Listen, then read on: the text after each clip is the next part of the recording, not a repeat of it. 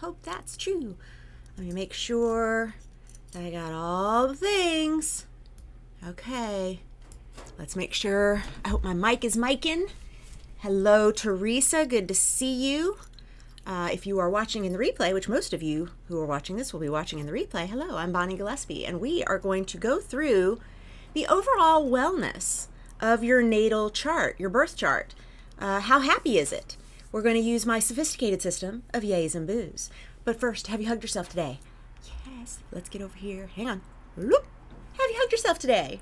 And even if you have, please hug yourself again because it feels so good. It's good to see you in the chat. Those of you live with me here on Thursday morning. It is Jupiter's day, and normally we would do lots of purple for Jupiter, but I am prone to go over Jupiter. Jupiter and I have Jupiter first house, which you're going to learn today why that's a thing, along with a lot of other stuff that you're going to learn today. It can mean that I go way, way, way over when I'm hitting in on that Jupiter stuff. So I decided to wear more Saturnian stuff to help me stay grounded and focused. And I'm going to do some good Jupiter stuff by putting on a little sparkle. There we go. Look at that. Da, da, da, da, da, da, da, da. Sparkle, sparkle. There we go. Very nice. My husband's in here fixing my heat. No? No fix? Hang on, I'm going to mute myself. I'm not going to mute myself because I don't know how in this setup. Hey, hon? Can I have heat? Please? Our heater is a mess in here, and our landlord has said he's going to take care of it for some time. Now I have Jupiter on my finger. Kind of like that. Kind of like that. What do you do to celebrate Jupiter and all of Jupiter's exuberance and abundance and expansion? And then what do you do to ground yourself and stay calm? That is what I'm doing. I'm going to check all of my things. I've got, yes, all of my, I got to make this less a mess, my desk area here. I've got the version where I'm in on it. Excellent. Okay, so this is my little cheat sheet. This is my other little cheat sheet. And this is my other little cheat sheet. I brought 3 little cheat sheets. How many did you bring? This is very important. Okay, I have in the description the link to your workbook filled with scorecards for my sophisticated system of yays and boos. So I need to be sure, though, that your version of this workbook is, as is mine, 18 pages. There was an earlier version of the workbook that was 16 pages, and I want to make sure that you got the page to which I added this official tallying sheet, as well as one more page of information and a warning. Don't do this work if you're in a bad way, if you're looking for an opportunity to beat yourself up or be hard on yourself about any of your particular natal settings, or if the moon is in Scorpio, because we don't need to enter into this work when the moon is in Scorpio. Okay, so we're doing this exact session right now as the moon is void in Aquarius. We're still coming off that amazing new moon. Y'all, did you get that new moon? And we are headed into, as soon as the moon void, of course, is over, we will be in our Pisces moon. All the more reason for more sparkles and more float, because that's a moon that when we go into it, it just feels like we're in another world. So you have these sheets in your workbook. If you don't have the latest, go over to the description and grab it. It is available for you. There's a link there. But we're going to do 5 possibilities for your moon. We're going to do 6 possibilities for your Mercury. We're going to do 6 for your Venus. We're going to do 4 for your Sun. We're going to do 6 for your Mars. We're going to do 6 for your Jupiter. And of course, don't forget Big Bad Daddy Saturn. I didn't. He's just sticking to Jupiter. Holding on to Jupiter, keeping those boundaries. Good job, Saturn. Daddy Saturn, we're going to do 5. So we're going to do the sophisticated system of yays and boos, and then we're going to come back around and put them on this tallying sheet. And you've got all 18 pages. Perfect. Love it. Love it, love it, love it. So we will go through and add up what kind of yays, what kind of boos, and then we'll come down to, which one has the most yays, which one has the most boos, and what is the chart harmony color work that I'm going to do based on what I have learned through this discovery. And you'll see that on each of the individual scorecards, we have right up top the chart harmony signature color for that traditional planet, or in this case, the moon, luminary. The signature is blue. As we know, all moons are blue. And we also can layer in the sign the moon is in to get a little extra color.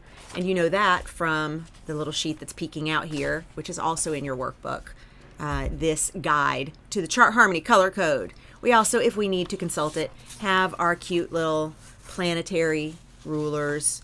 I will tell you which ones rule which.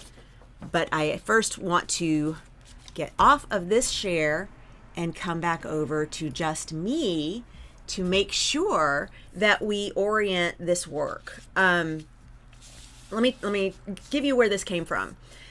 As an astrologer, one of the things that I like to do is take a look at any chart with a sense of what are we dealing with here in terms of the person's approach to life. I already do the life car, big player. If life car is new to you, there's actually a link in your workbook to the life car live stream. I also have a webinar about it. I have lots of blog posts about it over at bonniegillespie.com, so you can find lots of life car information. But the idea is essentially you have this life car that is moving throughout the road trip of your life. And your life car says a lot about how you do your doings. You've got your driver, which is your rising. That's the ascendant.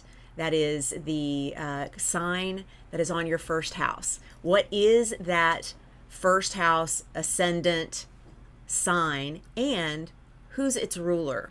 So that's when we come back over here to these cute little planetary cuties, and we say, well, if I've got Leo rising, which I know a couple of us here on our live stream have today, if I've got Leo rising, I know I am ruled by the sun.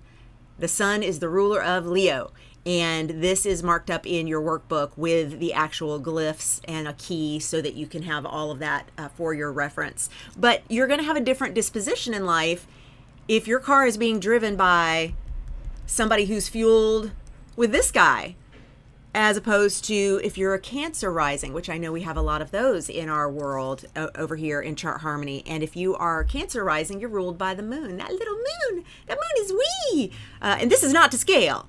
This sun is a whole lot bigger and brighter than Sweet Little Moon. Sweet Little Moon has no light of her own. She actually only reflects back the light of others. And that's also very telling about how a life car driven by that luminary would be.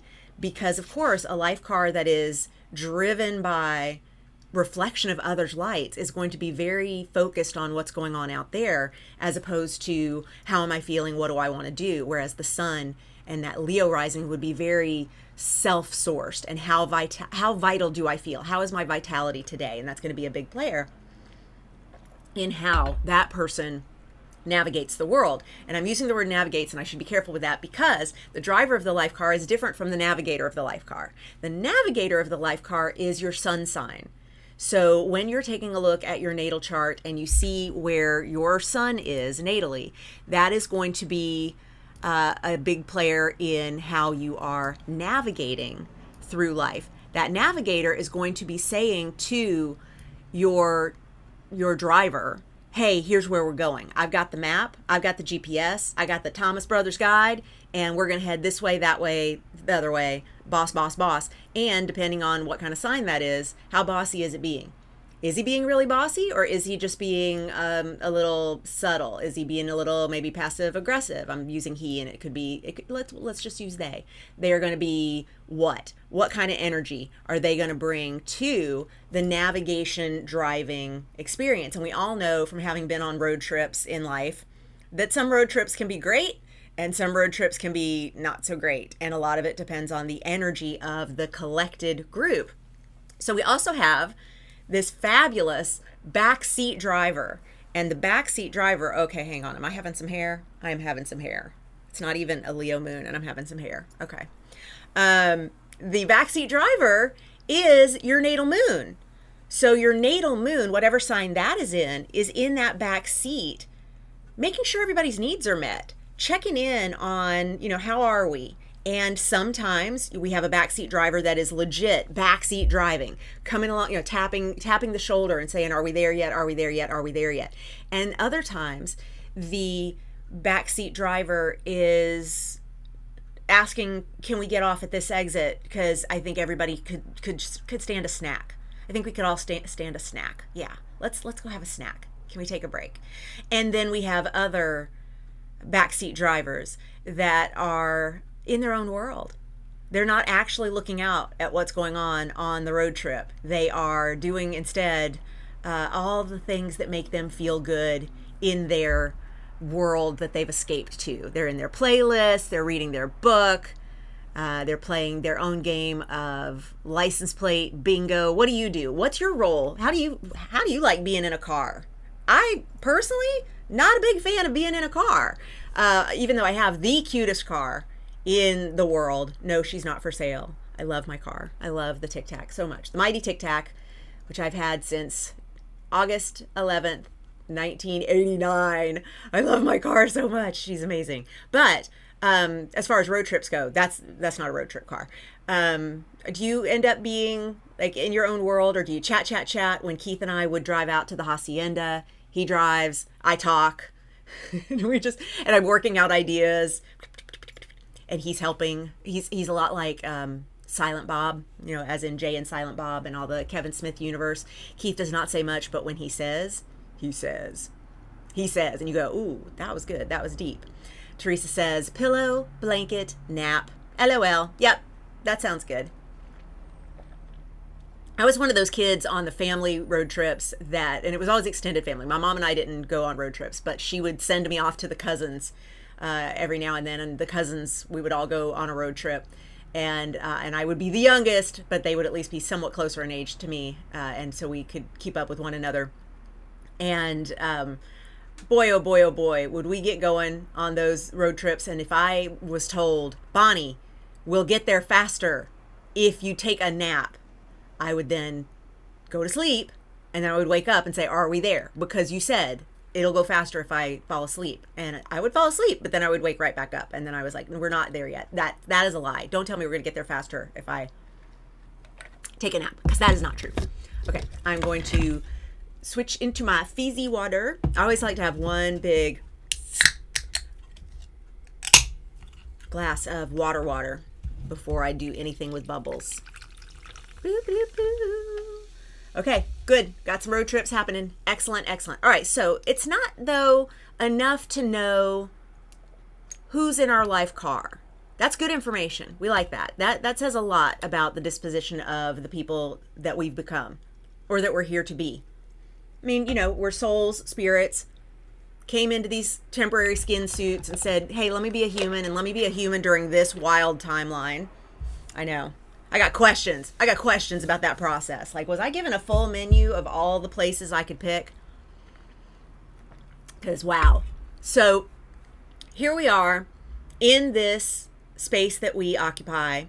And when I'm taking a look at your chart, I want to know, are you sourced for the kind of work that your car, the car of your life, is going to be needing? Like, you're on this road trip and you're going to have certain needs based on who's in your life car. And I want to know, how easy is it for you to get to your things? And so I came up with this sophisticated system of yays and boos, and I'm going to go over here to share my screen. Hopefully this is the first time I've done this version of things. So let's hope I am showing you what I think I'm showing you. And I just have a small version of this workbook here in front of me. Let me know if this is coming through, please, in the chat, since this is the first time I'm using this method of sharing. I want to make sure y'all are seeing it. Can I make it so that the whole page is on one screen? I can. Let's get a little. Yeah, that'll do. Let me check on my husband. He's fixing my heater. Not yet? Nope. Okay. We may be no heat. I may be then throwing on a blanket. I may actually have to get Keith to bring a blanket to me. Right now I'm okay, but it's pretty cold. It was like 47 overnight. That's cold for me. All right, when you're in this workbook, look for these little links. These little arrows are going to be pointing at links. Okay, great. Thank you. Teresa, you're just on Team Bond today. You're like helping me out. I really appreciate it. This is one of the pages that I added. So if you don't have the 18-page version, this is the one that you want, because it's just going to give you like a headspace for doing this work. I don't want you to see booze as something's wrong with me. I have a sucky chart. I'm not going to be okay. Boo, don't like. And I don't want you to have yays thinking, okay, phew, I don't actually have anything that I need to work on in my life. I'm not going to actually have to stress out about anything. Not that I want you to stress out about anything. What I actually want you to do is be able to understand that yay is just form of chart privilege. Yes, it means that some things might be easier than they are for others in your life. And in your experience, you may find that you take some things for granted that other people feel like they have to work for. And you may not understand, thanks baby, why you don't have to work as hard, and why people complain about how hard it is to do XYZ. Well, if you've got chart privilege, you don't necessarily need to complain about how easy it is for certain things to go. You maybe instead need to recognize that that's what it is that is happening and use those powers for good. And again, the boo, just place to grow, room to roam. It's things that we need to spend time in this life discovering. And more than anything, remember, we did choose to come into this life space right here. We do want to trust that if we did see the full menu of options and chose the birthday we chose, we got to pick the kinds of things that we were going to experience and get to go on a ride with those people who are in our lives, our family members, and so on. You're willing to bet you have a boo for tech, says Michelle. Let's find out, darling. Let's find out. Okay, excellent. All right. So you'll see in the workbook that I've got you going through planet by planet by planet. But what I want us to do here is have all of these sheets more or less spread out, because we're going to bop around between them. And so this is where, if I change back over to this little guy, there, did I change? I changed drastic. I thought I was going to do like a nice little slow turn to it, but I went click and it came on. Okay, so what I'm going to do over here is have these. I'm going to keep this tallying one for later. I'm going to put it over here. Later goes over there. And I'm going to just have all of my sheets ready to go, fanned out, so that as we go through each of these, I can fill in the 7 traditional planets and luminaries. All right, what's missing? Mars, no. Jupiter. Don't be missing Jupiter. We love you. There we go. All right, and because I want to bop around all of these, I'm actually going to hopefully have you spread these out for yourselves, and I'm going to take you through a couple of links that we're going to go to for each of the things that we're looking at. So the first thing that we're going to take a look at is the dignity. We're going to do yays and boos based on planetary dignity. And what I like to use for dignity is this cute little presentation. Hopefully my little inset of my head is not blocking the text. You'll tell me if it is. This is when I did a teach on dignity in our Live Your Chart membership. And we're going to go planet by planet. Let's go ahead and do, we're going to go in this order. I was going to say, let's reverse the order because of the way it is in the workbook. But the idea is I just want you moving back and forth through all your sheets. And hopefully you have a desk out all over the place for you to be able to do that. So dignity is a way for traditional astrology to determine the level of chart privilege based on how much a planet likes being in that particular sign. And sometimes it's because the planet feels right at home there. Sometimes it's because the planet feels really important there. And sometimes we have the negative side of things where the planet feels like everything here is in a language I don't understand, or they feel they have no access to their tools. And so it's important to note that these are slightly different flavors of dignity. and of privilege. And when we're going through the scoring sheets, you'll see that I've told you to give 2 boos and 1 boo, or 2 yays and 1 yay, and that is based off how much of a problem it is to have those boos and how much of an advantage it is to have those yays. Okay, I'm good in the corner, not blocking too much. Thank you for that verification. I appreciate you. Y'all so helpful. Thank you, thank you. So let's look at Saturn. Now, if you have your Saturn, Big Daddy Saturn, if you have your Saturn in the signs of Capricorn or Aquarius, you get 2 yays, and you can see that right here on my screen. Yay, yay. I think you can follow my mouse on my screen. I hope so. This is my first time sharing my screen using this system, and I think I'm going to get really into this and start doing more of this. This makes me very happy. Okay, thank you for appreciating my first time. Yay! Okay, then if you have your Big Bad Daddy Saturn in Cancer, that is considered the sign of detriment. That gets a boo. 1 boo. If you have your Big Bad Daddy Saturn in Libra, that says yay.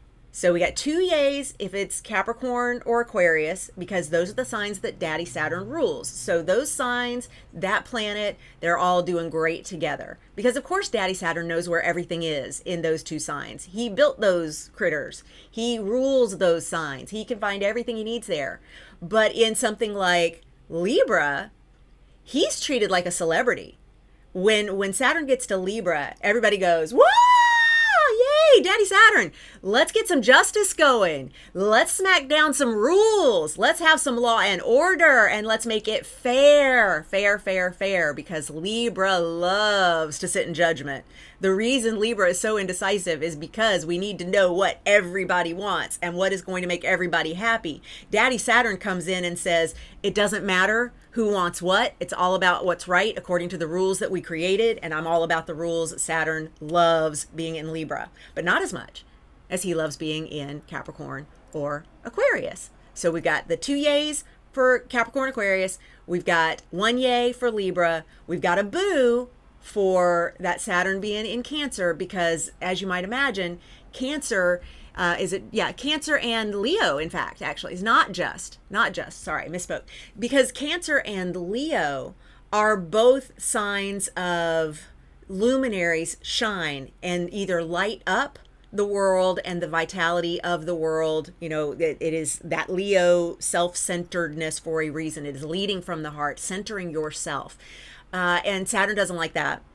And Cancer, of course, is saying, can't we all love one another? Can't we all reflect back the light from the sun? And those two are just not in the right headspace for understanding how Daddy Saturn likes to act. And so Daddy Saturn can't get to the rules as easily when he is in Cancer or Leo.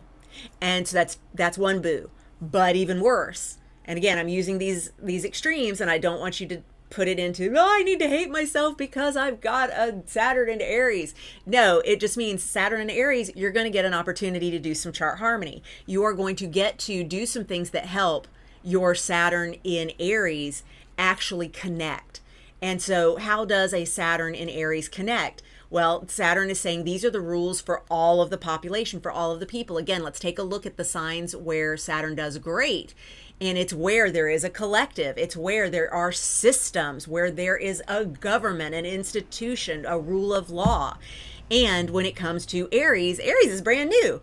And Aries is the puppy of the zodiac. He's the first sign. And he's like, what's that? What's that? What's that? What's that? Let's go, let's go, let's go. And Saturn's like, this is all way too much energy. Okay, so I did a little more time on Saturn than I'm going to do on each of the planets, because I want to make sure that we understand how we're getting to these in the chart harmony sense. Obviously, if you want to know more on this, I have a live stream that I did in 2024 called Do You Have Chart Privilege? And it is a deep dive on essential dignities only. So take a look at that if you need to go deeper with any of these concepts. Okay, Jupiter, double yay when in Sagittarius or Pisces. Double yay. Again, we're using traditional rulership. And so if you have your natal Jupiter in the signs of Sagittarius or Pisces, go ahead and give yourself 2 yays on the Jupiter sheet. If you have your Jupiter in Cancer, yay! Woo! Cancer loves it when Jupiter comes to town.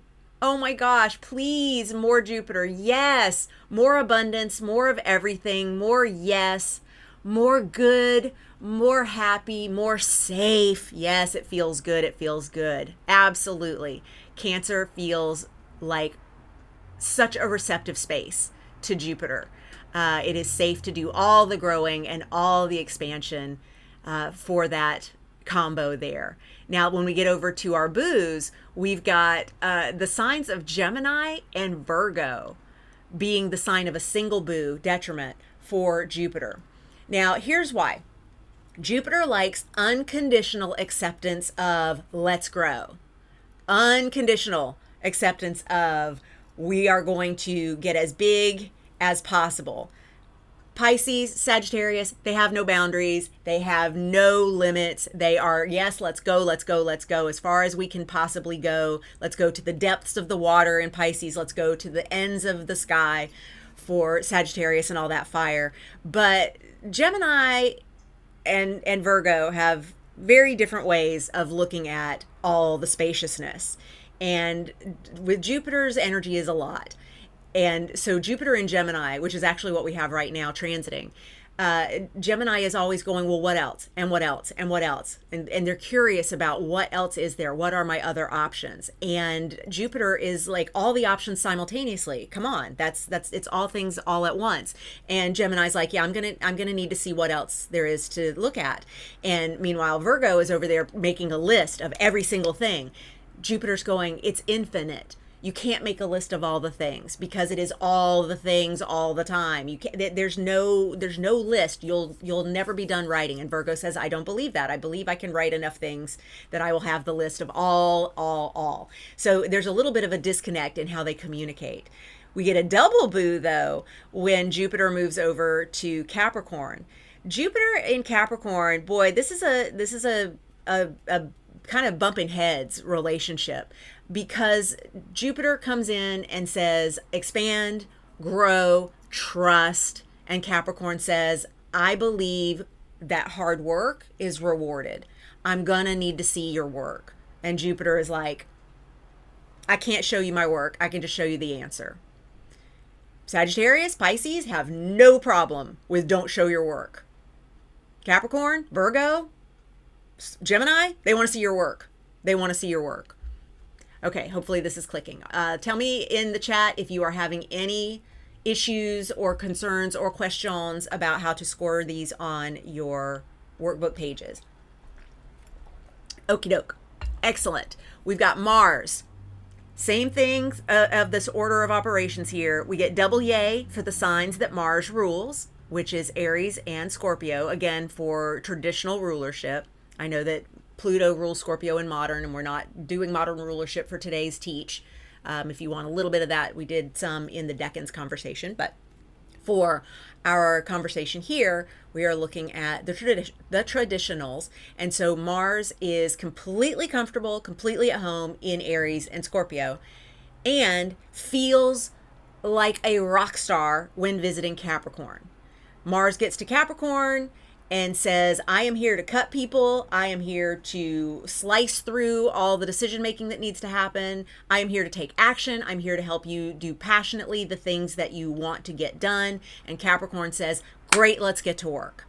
Capricorn is so excited to have Mars come because Mars is going to help cut through any of the decision making and not look back. And Capricorn really appreciates that ability to just go slice, move on. So there's a really good combination for that exalted Mars. For those of you who work with me and Rachel Lang, when we do partner activities, we've got a monthly membership that we do called Aligned MCs, and it's a part of our Astrology for Creatives coursework. She's got exalted Mars and I have fallen Mars. So she helps my Mars and I help her in other ways, but she really helps my Mars because hers is exalted and mine is in fall, which means I get the double boo down here with the Mars in Cancer. I get that double boo because, as you've heard me say before, Mars in Cancer says, hi, I'm here to go to war. what do you have for me, Cancer? And Cancer says, here's a kitten. And Mars is like, I was looking for, like, you know, a broadsword. I need a flamethrower. I need weapons. And Cancer's like, here's a blanket, you know. And of course, a single boo if we have Mars in Taurus or Libra, because those are ones where Mars has to navigate some kind of sluggishness. It's a little harder for Mars to figure out how to get to things in Taurus and in Libra, because both of those signs are Venus ruled and tend to move a little slower than Mars would like. Mars likes to be fast, fast, move, yell, yell, fight, and move on to the next, and so those slower signs are not as much a great fit for a Mars. Sun, we have 4 signs to deal with. So when you get to the Sun worksheet, there are only 4 possibilities. Your dignity, you've got 5 different possibilities you could come up with, and that is a yay, a boo, or neutral. And neutral just means you have any sign other than these 4. So your Sun in Leo, got it. Done. Know how to make that work. Your Sun in Aries. Ooh, the Sun is here. I'm so excited. What are we going to do next? Aries, Sun, great pals. Fantastic. Because the Sun is going to light us up and make us feel like leaders. It's going to give us vitality, give us health. Done. Love it. We've got Sun in Aquarius right now. As we're having this conversation, the Sun gets a boo. The Sun gets a boo because in Aquarius, we're focused on the collective. We're focused on technology and innovation and beyond just this human condition. We are here as a group and also to transcend the group that we are a part of. And the Sun is like, no, I'm here to light up an individual. I am here to help you as an individual understand that you are a leader. And Sun in Aquarius doesn't really get to do that. So that's a single boo. The Sun in Libra gets double boo, because the Sun in Libra is now in a sign that only exists as reflected back by another. Libra has no idea who they are until they see who they are reflected back from someone else. And so when the Sun is in Libra, it's double boo, because it's not, the Sun cannot help Libra have a heart-centered leadership, because Libra is the only sign of the zodiac that's represented by an inanimate object. It is metal. It is a robot. It is like Aquarius in that way, but it is unlike Aquarius in that it is not even a living creature on the wheel of the zodiac. It is a machine. And the Sun is like, I gotta be able to understand you, robot. Come here, Cylon. Let's get your Sun installed. So there's definitely some chart harmony we want to do with that. Thanks, Lisa. I'm glad you're enjoying it. Fabulous. Good. The graphics make me happy. I love going into Canva. It is my happy place, as you can tell. I am Venus ruled. Speaking of Venus, here we are in Venus's dignity. We get a double yay if your Venus is in Taurus or Libra. If you have your Venus in Pisces, which some of you who are born around now might, you have the yay, because you've got that Beyonce placement. You've got Venus has come to Pisces and she feels like a queen. Feels great. Loves how it feels. Everything she needs and more. She's put up on a pedestal. You know, the downside, the reason it's only one yay is exaltation is a place where a lot of it is expected of you. And so it's not quite as comfy for a lifetime placement, a natal placement, as domicile. Then we get that single boo if we've got a Venus in Aries or Scorpio, because those signs are going to be more martial in their tone. They're going to be more Mars ruled in the way they behave, and Venus finds that a little prickly and a little too fast. And Venus gets boo-boo, 2 boos in Virgo. Think about this. Virgo has that nervous system that is very staccato. Virgo is, let's make a list. We're going to heal everything, but we need a list of all the flaws so we know what needs healing. And Venus is like, we don't need to look at the flaws. We just need a filter. Just put a filter on it, and then there are no flaws. We just need to respect the beauty. That is Venus's job. And the idea that we've got this very persnickety, detail, note-takey Virgo placement for Venus is going to give us a double boo. Yeah. Lisa says, I've heard planets in detriment are mentally stressful, and planets in fall are physically stressful. I really like that. See if that's true for you as you are scoring these out on your score sheets. Thank you, Lisa. That's beautiful. I appreciate that share. Mercury. All right. Now, Mercury's different. Mercury's different. I want you to notice we are now not going to involve a lot of signs here. We have very few signs that are actually on this screen. Mercury is in domicile when in Gemini or Virgo. Those are the two signs that Mercury rules. So they're completely happy there. Mercury also is exalted in Virgo, which means it is possible to have 3 yays for Mercury. If you have your Mercury in Virgo, you get the double yay of the domicile and the single yay of the exaltation. Dude, triple yay. Come on. That is amazing. That is amazing. But you also have, on the negative side of things, and again, the boos are just an opportunity to explore chart harmony. It does not mean that, anything is bad, wrong. And I know I'm using the word boo, I'm using the word yay. I'm trying to keep it lighthearted. The boos come with Aries and Pisces. Sorry, Sagittarius and Pisces. Sagittarius and Pisces. I got too excited about my arrow over there and said Aries for arrow. Sagittarius and Pisces, the Jupiter ruled signs. That is where Mercury is in detriment. And what that means is Mercury in Sagittarius will sometimes lose its words. It will get going too fast and not be able to keep up with what to say. And in Pisces, we see a lot of people who have natal Pisces Mercury who are late to develop the ability to speak. They are potentially nonverbal. They may communicate in completely different ways than we're used to in our one-to-one human form. Every time I see big Mercury Pisces energy, because you see Pisces is the sign that's going to get 3 boos from Mercury. If you've got your Mercury in Pisces, it's not just 2 boos, it's 3. It's not just 1, it's not just 2, it's 3. That is usually someone who's full on psychic. That's somebody who picks up on messages from lots of other timelines and dimensions, and that makes it a little more confusing to communicate in the here and now. Triple boo for the win. No wonder I get exhausted. VO, I love you. I love you. Isn't it great to understand where some of that exhaustion might be coming from? It's like, oh, I just have a planet that's cranky. Bonnie, Mars in fall, cranky Mars. So I do Mars planetary remediation every day. I do chart harmony for Mars every damn day, and especially right now while Mars is retrograde in Cancer, out of bounds. There's so much. Oh, such a great opportunity to do chart harmony for Mars. Finally, the moon's dignity. We're still on the first, by the way, the first thing that we're classifying for every single planet, and that is dignity. The moon is at home, double yay, in Cancer. The moon is the Beyonce, the celebrity visiting in Taurus, single yay, yay. The moon gets a boo when in Capricorn, because Capricorn says, let's go to work. And the moon says, have you rested yet? And Capricorn says, I'll rest when I'm dead. And moon says, that's not funny. And Capricorn says, that's what the system says I need to say. And then Bonnie Gillespie says, please stop weaponizing Capricorn and turning her into a bro dude hustle culture pawn. That's not what Capricorn's supposed to be. And we're going to fix that.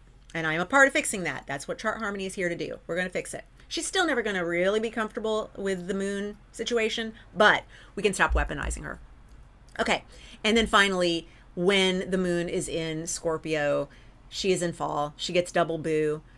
Scorpio is always looking for what is the catch, what is the deeper story, what is there below the surface. And the moon is saying, hey, it's not all that deep. Just do things that feel good. What makes you feel safe? And Scorpio says, nothing makes me feel safe ever except for having all the dirt on everybody else. I need to have all the information so that I cannot be taken by surprise. And the moon's like, you're really overthinking what I'm going to be able to do here in these couple of days that I'm in your sign. I'm actually just here to make sure you eat well and rest well. Scorpio's like, yeah, I can't. I got to dig deeper. Okay, so I have a really great how-to here, or a little memory thing that you could use here. It's not a mnemonic, but it's just a little footnote here. Footnote on all these slides with feet. I know, with all these great shoes, right? So domicile and detriment, those are having access to the resources, understanding how to use what's available, feeling well equipped. And exaltation and fall are the signs of social position, class, privilege, the enoughness that goes with having been born into status, having had access to these things all your life. And of course, we know from our lives here on this planet now, in the here and moment of the moment that we're here, that the function of those things can be the same. We can treat not having access to things as a way to see someone as less than, or we can see someone as less than, as someone we have to prevent from getting to tools. There's a lot of that going on in society right now, and I really like looking at the social issues, and specifically a lot of the political things that are happening just in our world and worlds right now through the astrological lens, and knowing that we just need to be able to take a look at our society and how it's built through a different lens to be able to understand what those gifts actually are that may look like they're problems. Okay, so now if we go back over to our little sheets, this is where I am going to have gone through for myself. And my only thing for all of my scorecards is I get, because I have a Cancer Mars, is I get a 2 boos. That's it. Everything else in my entire chart does not score on dignity. And so if you're saying, oh, wow, okay, I thought mine was weird because I have like no marks on any of these pages. Nope, that's totally fine. The odds are you may only have one thing that gets a yay or a boo, or you may have nothing that gets a yay or a boo. I only had one thing that got a yay or a boo, and it didn't just get a boo, it got 2 boos. And yes, I print on the back of sides from when people audition for me. Okay, great. So from here, y'all, we are going to move to the next thing that I want to check on, which I believe, what is the very, very, very next thing that I want to do? Aversion. Okay, here's what aversion is about. Aversion means, so number 1 was dignity, number 2 is aversion. Aversion means that the sign that is ruled, or the signs that are ruled by that planet, can be seen by that planet. But, /and, we also want, yes, just checking. Yes, we also want each planet of the traditionals to be able to see your first house and to be able to see your natal moon. Now, that's a lot of things that I'm asking for there. And I went ahead and did it to that degree, did those layers, because I want you to be thinking of this almost from like a medical astrology point of view. We want to know what is going to have you feeling the most vital, the most cared for, the most safe in your natal chart. And when we're doing medical astrology, we always look to the first house, we always look to the moon. We also always look a couple other places, but this is not a medical astrology conversation. I am just using methods from my years of medical astrology studies to do the A's and boos. Loving this, cheating and listening while working, looking forward to listening and doing after work. Teresa, I'm so glad. Michelle says that Mercury and Sag makes sense for me. Yes, understanding is everything, says VO. Good. Excellent. I'm so glad. Yeah, my idea was this live stream may not be the best way to do the work, but going back and playing it in replay and pausing it and writing down your stuff and then coming back and rewinding. I know it's not called rewinding anymore. Is it called rewinding anymore? We still rewind and fast forward, right? Even in a digital age, even though we're just kind of like jumping ahead. Okay, anyway. All right, so right now we are talking aversion. And if you are a astro geek, if you are a degree geek, we are specifically talking about the planet cannot see anything that is in semi-sextile or quincunx to it. And if you go, Bonnie, I don't know what those 2 words you just said mean. Cool, that wasn't for you. I said that for the astrologers in the bunch. Semi-sextile and quincunx are what put something in aversion. Okay, and when something's in aversion, we give it a boo. And we do not get a yay otherwise. So let me pull up my chart, for example. Let's see if I can do that. Hang on. I know I can because I figured out how to share my screen. I'm so excited. Okay. So, am I logged in?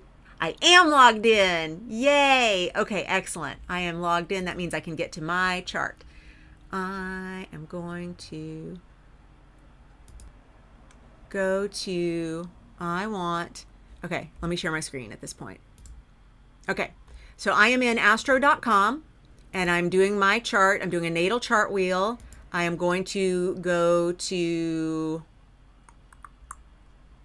we're going to do, regular web default style. Start date doesn't matter because I'm not doing transits, but what I want to do is change my house system. I want to use whole sign house system because it's going to be way easier. I do want a true node, and I think, I don't need decans for this, so that should do it. All right, so here we go. That's me. Okay, excellent. Here's my natal chart, and here's what you can have my birth information. I don't care. It's already all over the internet, and in one place on the internet, it's wrong. It's got me like 20 minutes earlier and in Atlanta. And East Point, as anybody who lives in East Point knows, is technically not Atlanta. It's way cooler.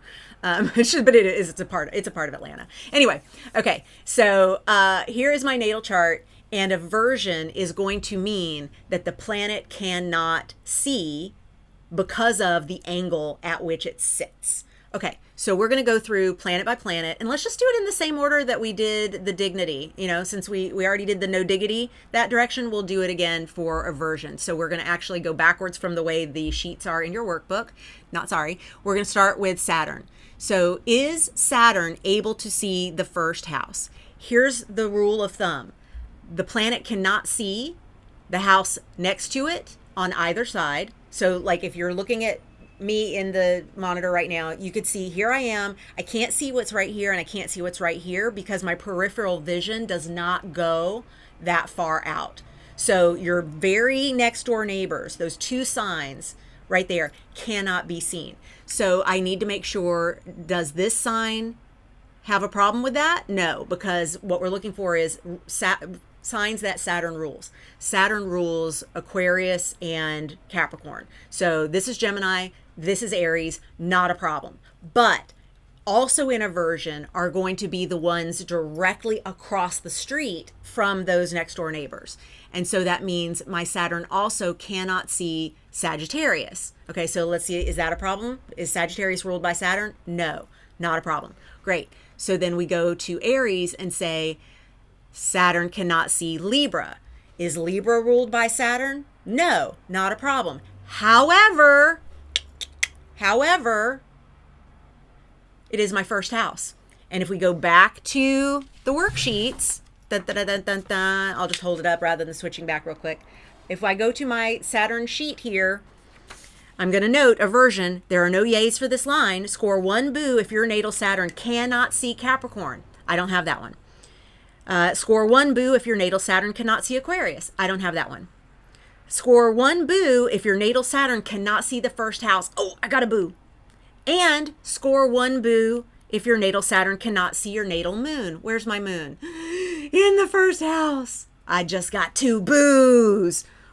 Boo. Okay, so now I have 2 boos for my Saturn worksheet. I have 2 boos for my Mars worksheet, and we're going to do the rest of the planets right quick so that you will get used to what the aversion conversation is.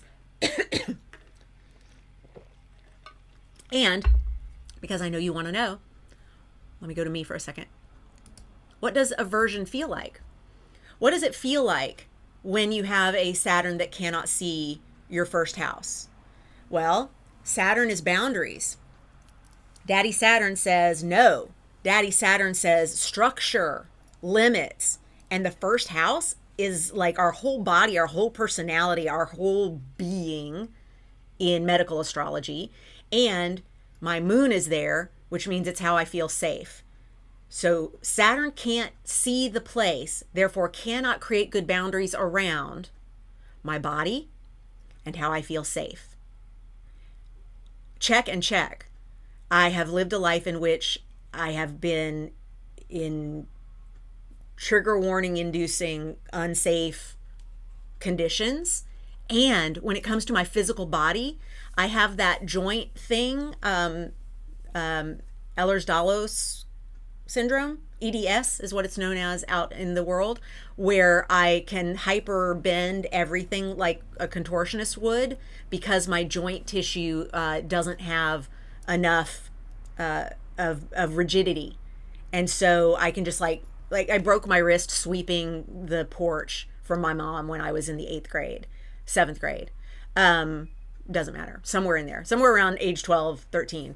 And I don't want to redo the motion, but just like this, it went snap and just came right out.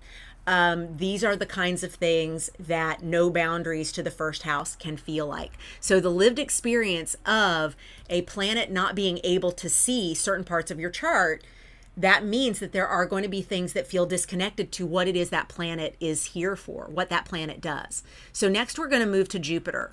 And so when we take a look at Jupiter, that's this handsome fellow right here. For me, he is in Libra in the first house. So first thing we do is say next door neighbors cannot see. Is either of those next door neighbors ruled by Jupiter? So Jupiter rules Sagittarius and Pisces. So with my Jupiter, we take a look at the sign over here, that's Virgo. We take a look at the sign over here, that's Scorpio. Are either of those signs ruled by Jupiter? Nope, not a problem. Great. Now we're going to go across the street. And when we go across the street from each of those, we're going to say, what's across the street from Scorpio? Taurus. Is Taurus ruled by Jupiter? No. Great, not a problem. Then we're going to go Virgo. What's across the street from Virgo? Pisces. Is Pisces ruled by Jupiter? Yep. Damn it.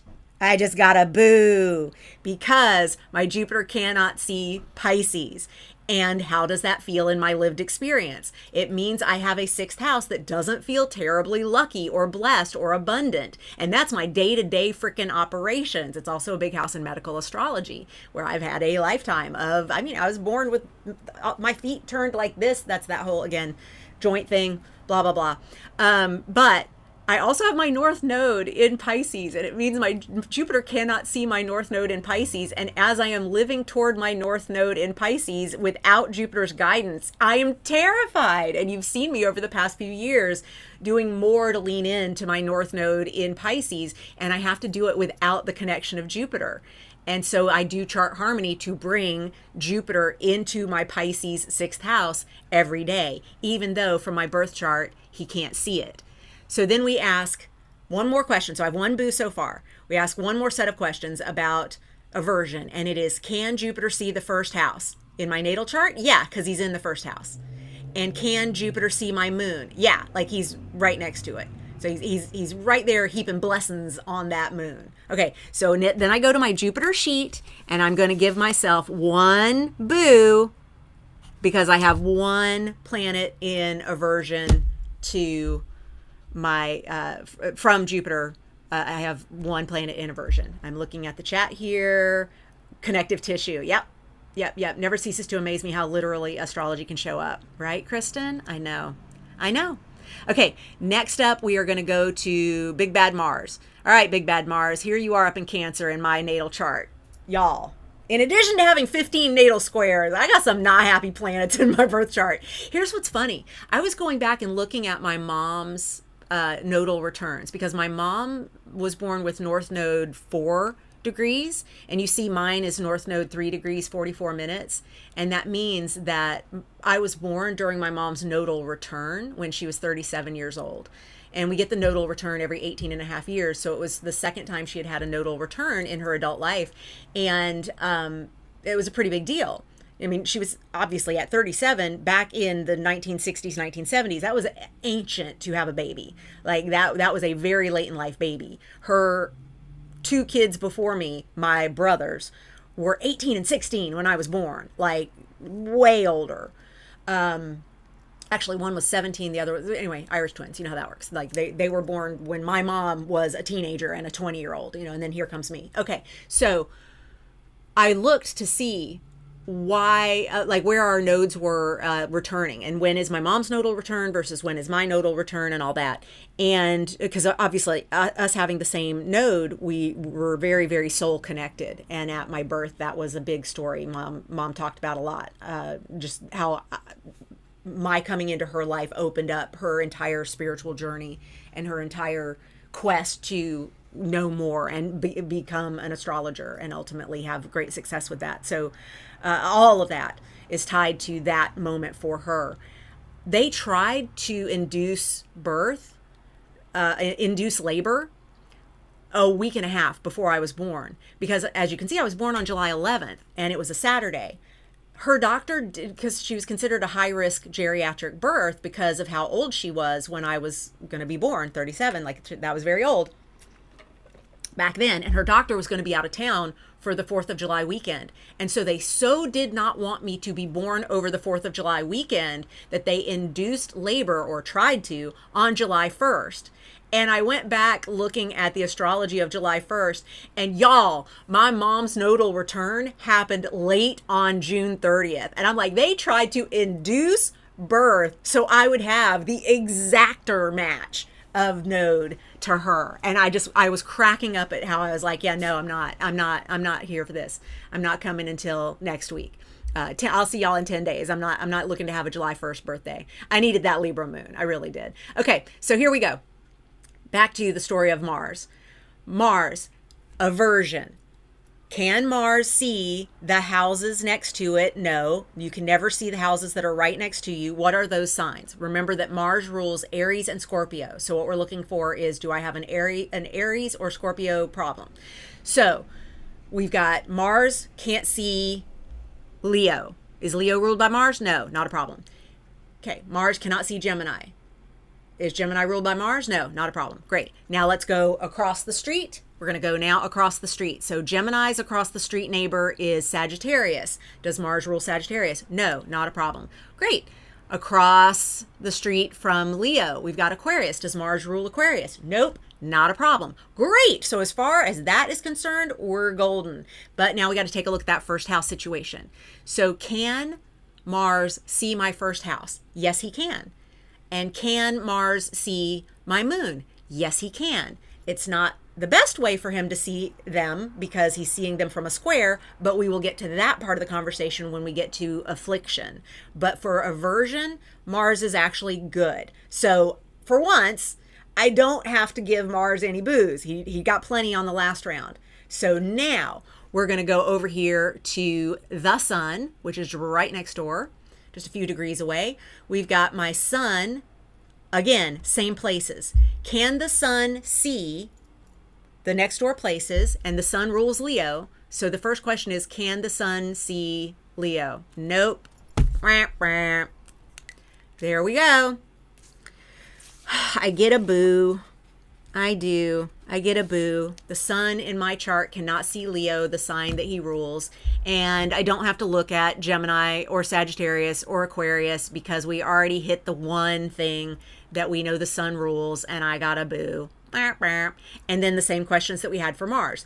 Can the sun see first house? Yes. Can the sun see my moon? Yes. Cool. Now we're going to move on to Venus. So here's my Venus over here in hot and sexy 29 degrees Leo, on top of Regulus, on top of Black Moon Lilith, not pictured. Da, da, da, da, da, da, da. Love my hot and sexy chart ruler. Love you, Venus in Leo. Okay, so Venus and Leo. Can Venus see Virgo? No. But is it a problem? No. Venus does not rule Virgo. Venus rules Taurus and Libra. Okay. Can Venus see Cancer? No. It is a little bit of a problem that my chart ruler can't see the navigator of the life car, but that's for a different map. We're not using that for this sophisticated system of yays and boos. Okay. Then, so no, not a problem. Then we're going to go across the street from Virgo. So can Venus see Pisces? No. Is Pisces ruled by Venus? No, not a problem. Great. Now we go over to the other side. Venus cannot see Cancer. Venus cannot see Capricorn. Does Venus rule Capricorn? No, not a problem. Great. So on aversion from rulership, not a problem for Venus. Can Venus see my first house? Yes, that is a sextile. That is a 60-degree angle. Can Venus see my moon? Yes, for the same reason. Great. So I get no yays, no boos. Nobody gets yays on aversion. I get no boos on Venus. Next, we move to Mercury. Mercury is going to have the same exact story as Mars and the Sun, except different rulership. So we are going to go through the steps again. We're going to say Mercury cannot see Leo. Not a problem. Leo's ruled by the Sun, not Mercury. Mercury cannot see Gemini. Damn it. I got a hit. Because Mercury rules Gemini. There's a boo. I got a boo. All right, I got a boo. Now we're going to go across the street. And when we go across the street, we are going to see that Mercury cannot see Aquarius and Mercury cannot see Sagittarius. Those are not problems. Those are ruled by Daddy Saturn and Big Jupiter, respectively. So what we have here is one boo for Mercury not being able to see their sign, Gemini, in my birth chart. Can Mercury see my first house? Yes. Can Mercury see my moon? Yes. Okay, so over here on Mercury, we're going to give me one aversion boo for that Gemini hit. All right.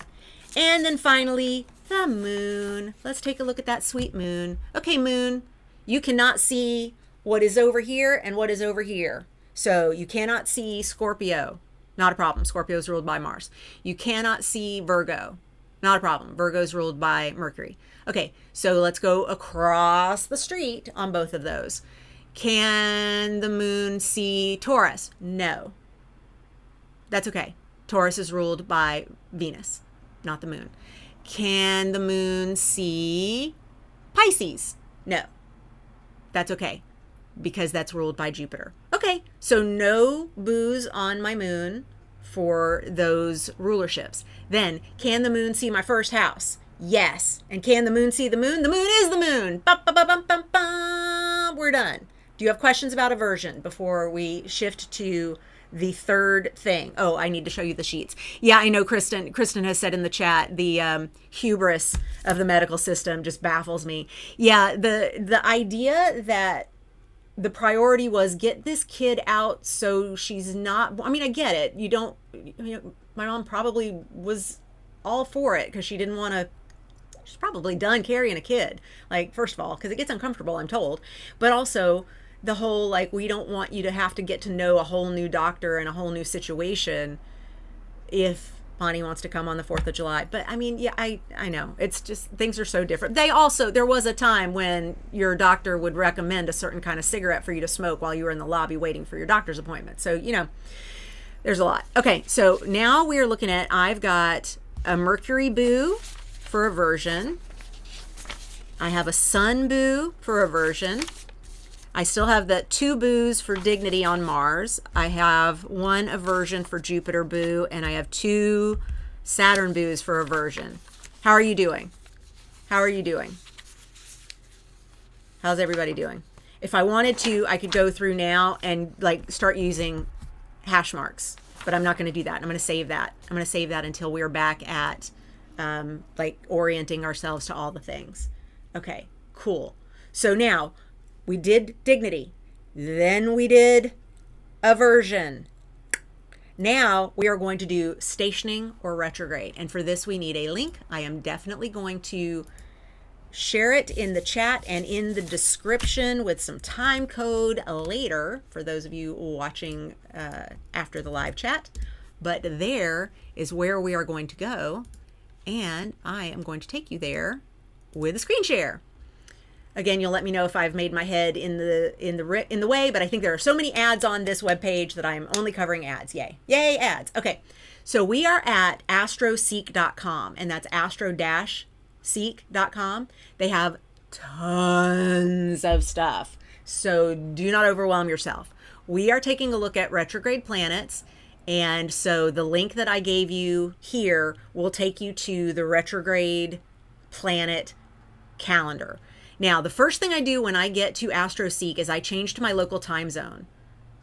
Okay, so I click here, change to your local time zone, and I'm going to put in here Santa Monica, California, set. And the reason you want to do that is because it will adjust the time zone for all the happenings. And astrologically, that's really important. So if you are not currently living in a place where you were born, you may want to change the time zone to the place where you were born for this. But I like to just stick with this is where it is where I am. And then I'm looking at my natal chart for consulting what was happening. And if I do have to change a time, like if anything's really close, I will deal with that as we get to it. Okay, so here's what we're looking for. This is today. This is 2025 while we're doing this. It's giving us all the things that are going to go retrograde and when they are going to station. And stationing is a slowing down to a near stop. Again, all illusion, because retrograde is an illusion, an optical illusion, as we are all going around the sun, and the illusion gets so that it's like, oh, wow, that one's moving backwards just because we have different speeds of orbit.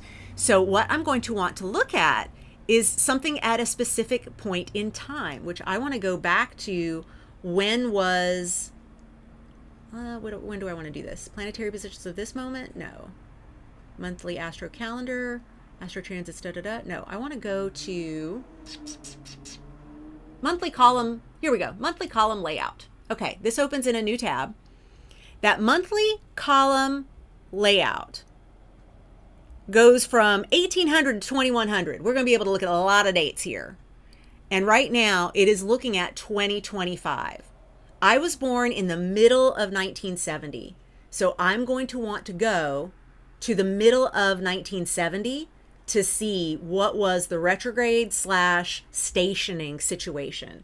So I'm going to scroll down and I'm going to find 1970, and it's right there. And now, looking at 1970, we are looking at planetary speed. We are highlighting anything that has a less than 0 degree value, because that is when we start getting into stationing and retrograde situations. If I were looking at the nodes and Lilith, I could change these to true rather than mean. Mean is just because before computers, these wiggly little suckers would move so much that we would just pick a mean measurement, an average measurement for each day, rather than like constantly recalculating. But with computers, we can choose true if we want to, but I'm not going to be looking at those for this. We're only looking at the 7 traditionals for this experiment. All right, so right now I'm looking at January of 1970, and I was born in July. Customize and print ephemeris. No. Where do I scroll to get to July? I am in 1970, January. Well, right there. Look at that. Okay, see those? I want to go to July. Boom. All right, I have now moved to July of 1970, and we are going to take a look at where I was born, which was right here, the 11th, Saturday the 11th. And what we want to find is anything that has a 0. And then before you go, the sun has a 0. We do not look for retrograde or stationing information for the sun or the moon, because the luminaries do not do a retrograde illusion. That is why on your handy moon sheet, you do not even have retrograde or stationing as an option on the sheet. Got that? Because the sun and the moon do not do that thing. Great. So we're going to skip over these columns and we're going to start with Mercury. Mercury retrograde, we're used to it. It happens 3-4 times a year. So a lot of us are probably born as Mercury is retrograde or stationing. And so if it is retrograde, it is going to be colored gray already. Like, for instance, Neptune. I was born when Neptune was retrograde. I was born when the North Node was retrograde. I was born right before Chiron went retrograde. And that's how you can see those gray stripes. So when you are at your page, your timeline, if you've got gray on Mercury, Venus, Mars, Jupiter, or Saturn, those are the ones that we're going to deal with. And if you don't have gray, but the number is less than 0 degree, you still need to pay attention to it, because that is considered stationing. It is getting close enough to that slowdown, to that stop. And here's how that works. How does that feel in your life? Let me come to talk to you a little bit like this. When you are born with a lot of stuff in retrograde, it can mean that you go about how things are done in a very different way. You internalize a lot of the process of that planet, whatever it is that that planet is known for, like Saturn, structure, rules, boundaries. If you're born during Saturn retrograde, you may put really harsh boundaries on yourself, or you may be a late bloomer when it comes to understanding boundaries. You may rebel a lot and have issues with growing up, not respecting boundaries until you get to an older age. Or you could go to the other direction and be super, super rigid with yourself and overly boundary focused. I've seen it happen all sorts of ways. Mercury, for instance, if you're born with Mercury retrograde, it can mean that you are like hyperverbal. You spoke super early, or you were late to develop your ability to speak in words, and you babbled and ba beep boo boo boo booed as a child for like way longer. And when it came to what are your first words, you didn't have a first word, you had a first sonnet. Like the first thing you spoke that wasn't beep beep beep boo boo boo was like Shakespeare. This is big long, and everybody's like, oh my God, where'd that come from? That typically happens with Mercury retrograde in the birth chart. So if you have anything retrograde, Mercury, Venus, Mars, Jupiter, Saturn, give yourself one boo for those. And if the line is not gray, but it is 0 degrees something, that means it's stationing, and we do want to go ahead and give that the stationing score. And the stationing score is actually 2, because when we're at 2 boos, that stationing, it's actually more powerful than the retrograde because it doesn't last as long. Like Saturn's retrograde for months, like half the year. Saturn's retrograde. So it's totally typical to be born with Saturn retrograde. But when Saturn stations, when it's at 0 degrees, 0 minutes, when it's just like boop, still, it is 4, and the way I have to be careful mentioning degrees and minutes because I'm not talking about at what degree it shows up in your chart. I'm talking about the degree of speed, which is what this table is mapping out. What we want to do is know that the stationing is actually more of like a void moon. It is a standstill. It is something that is, I don't even know how to go backwards. I'm just going to float. Again, all an illusion astronomically, but astrologically, it's a big factor on the yays and boos. Saturn retrograde, Jupiter stationing, says Deb Marie. Great. So you know you've got those different relationships with those planets. And so you give yourself the 1 boo for the retrograde and the 2 boos for the stationing. And then what that means is we're going to have to do a little work to get that connection going with that planet. Okay, great, good. We're going to move on to now item number 4. Item number 4 is planetary joy. I love planetary joy. We're going to go back to my chart here. Yes, let's do that. Okay, planetary joy. Planetary joy is this really cool, like, bonus thing that happens. So we only get yays on the planetary joys. And all 7 of these, I'll say 7 planets, but I mean 5 planets, 2 luminaries. All 7 of these traditionals have a place that they are happier in. They have a house of joy. And let me see, do I have a visual that I could give you with my cute little planetary joys? Planetary joys. Planetary joys. Planetary joys. Let's see. No. Planetary joys. I'm only going to look for another couple minutes. Not minutes, couple seconds.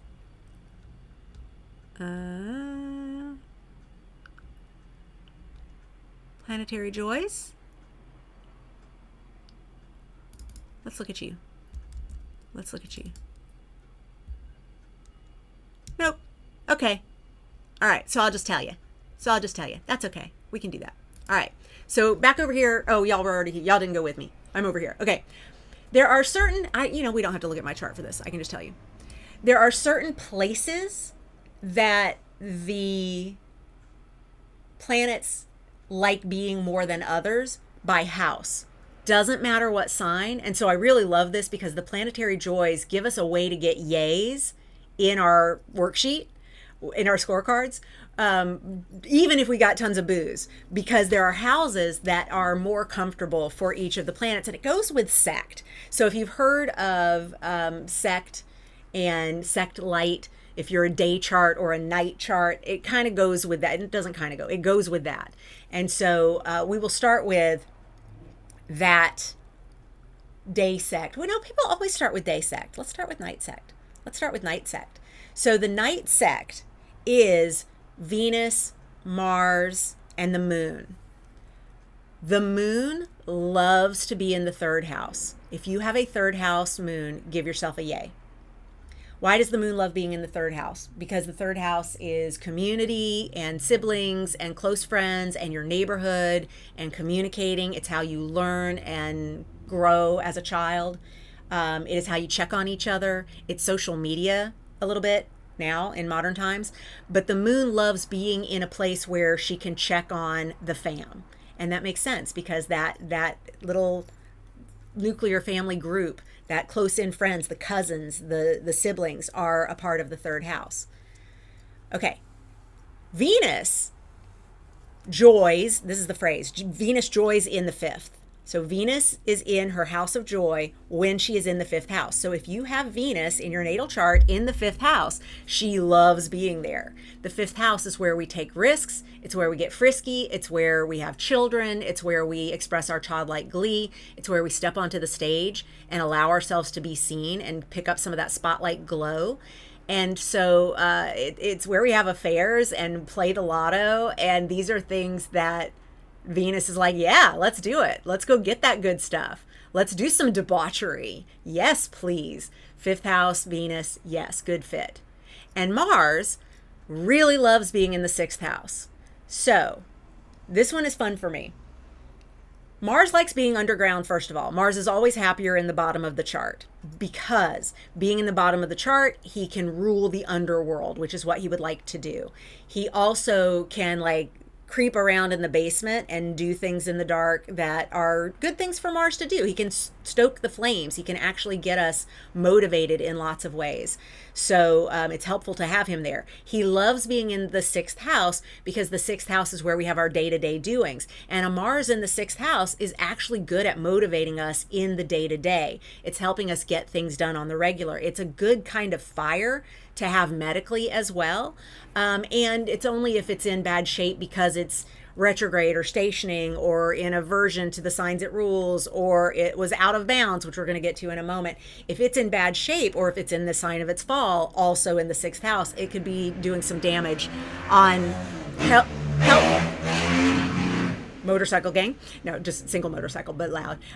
There's a certain amount of damage that Mars can do there, but being in the sixth house, he's very, very happy. No planets in their house of joy. Yeah, I don't either. I have no planets in their houses of joy. Okay.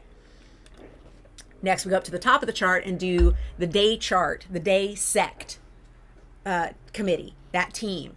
Okay, so we've got the sun loves being in the ninth house because the ninth house is where we become an authority. It is where we go to school. It's higher learning, academia. It is gurus. It's religion. It's philosophy. It's astrology. It's law. It's also international travel. The ninth house is this place of expansive learning and being. And the sun really likes being there and shining bright. So if you have the sun in the ninth house, you get a yay. Next up, we have Jupiter. Jupiter is in joy in the 11th house.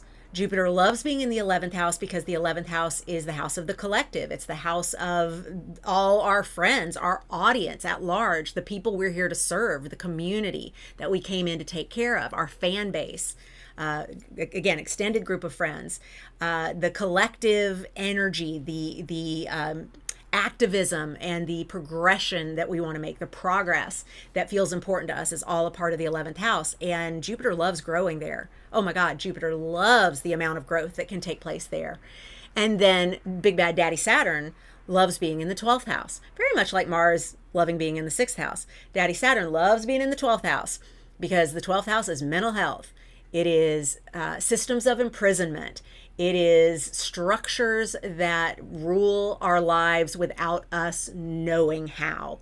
It is the subconscious. It's where we go when we're in dreamland. But it's the house of your undoing. The 12th house has a bad reputation in Hellenistic astrology.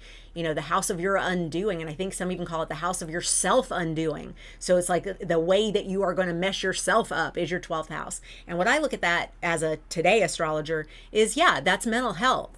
That is like the place where you can have a situation that derails all the good that you're trying to get done because it is in the shadows. It is in this dark house, the 12th house.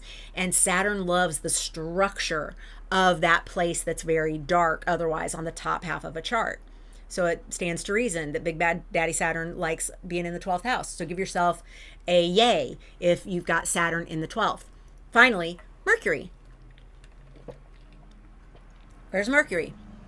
Mercury is, of course, they, them pronouns. Mercury loves being in the first house because from the first house, you can bop up and down. You can kind of be a part of the day chart. You can kind of be a part of the night chart. You can, if we're not using whole sign houses from the first house, you can get up and down on both sides of the chart. When we use whole signs, it's a flat line and there isn't that skew to it. But just know that Mercury loves being in the first house because the first house is where you do your you-ness. It's who you are and how you show up. And because of Mercury's love of communication and getting points across and being understood and how we learn things and how we know things and how we recall the things that we know and learn, Mercury loves being in the first house. It's a very busy house. First house, very busy house. Mercury loves being there. Okay, so I am back to my spreadsheets, not spreadsheets, but my my cute little scorecards. I got nothing. I got nothing in joy. Nothing in joy. That's okay. That's all right. That's you may, you may not. I have nothing in joy. But you can also notice during mundane astrology as things transit into houses of joy in your chart, and you can feel the planets being happier there because they're in places that they really enjoy in their houses of joy.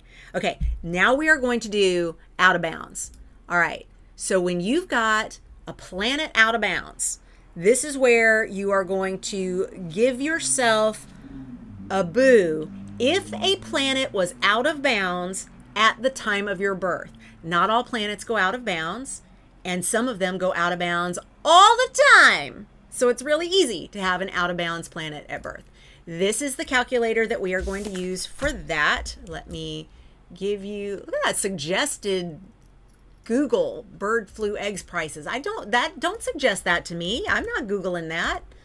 I'm not Googling anything. I actually use DuckDuckGo. I left Google. So I meant to go in recently and just close out all my Facebook stuff. I haven't done that yet. But I'm soon to be gone from that part of the world as well. All right, here we go. Your out of bounds planet calculator. Again, free astro websites will have ads. Do not let them throw you. They are just ads. Okay. And they will be sort of astro related sometimes and sort of weird. But anyway, this is a really great company, Luminarium. They also do apps. They've got some really nice apps, so feel free to check them out. I'm going to do my place of birth, East Point, Georgia. Thank you, autofill. Date of birth. My date of birth was July 11th, 1970. Can I do it like that? I can. It went to the calendar without me having to go click, click, click, click, click, click, click. That's great. Okay, now I want to do my time of birth. My time of birth is it went back to 12. Okay. I was born at 1:41 p.m. 1:41 p.m. That's 13:41 local time. Calculate. natal out of bounds planets. No out of bounds planets on this day.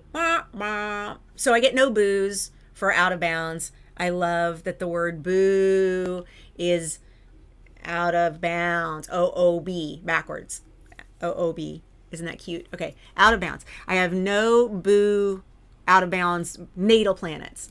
I do, through progression, have moon out of bounds off and on throughout my life.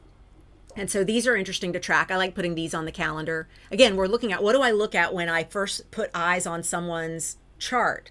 What are the things that I do to help me know, like, what is their happiest planet and what planet is actually begging for some help in their chart? And so I will also notice, like, if you're in, for real, this period right here, y'all, that was rough. That was rough right there. Through progression, I had an out of bounds moon from age 43 to age 48. And what does it mean? What does it mean when we have a planet out of bounds? And I'm going to go back to the calculator and do my husband, because he was born with an out of bounds planet, and I want to show you what that looks like. Sack of potato, California. Date of birth, that is going to be, March 3rd, 1966. And he was born at 1:13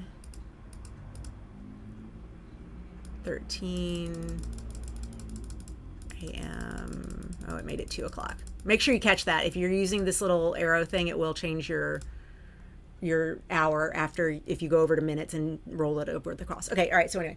So looking at Keith's natal situation, this is what it looks like when you were born with something out of bounds natally. If you were born with something out of bounds, natally is redundant, but this is what it will look like. So Keith was born with moon out of bounds. What does out of bounds even mean? There's a whole article over here that you can go to if you would like to read up on it, but let's talk about it.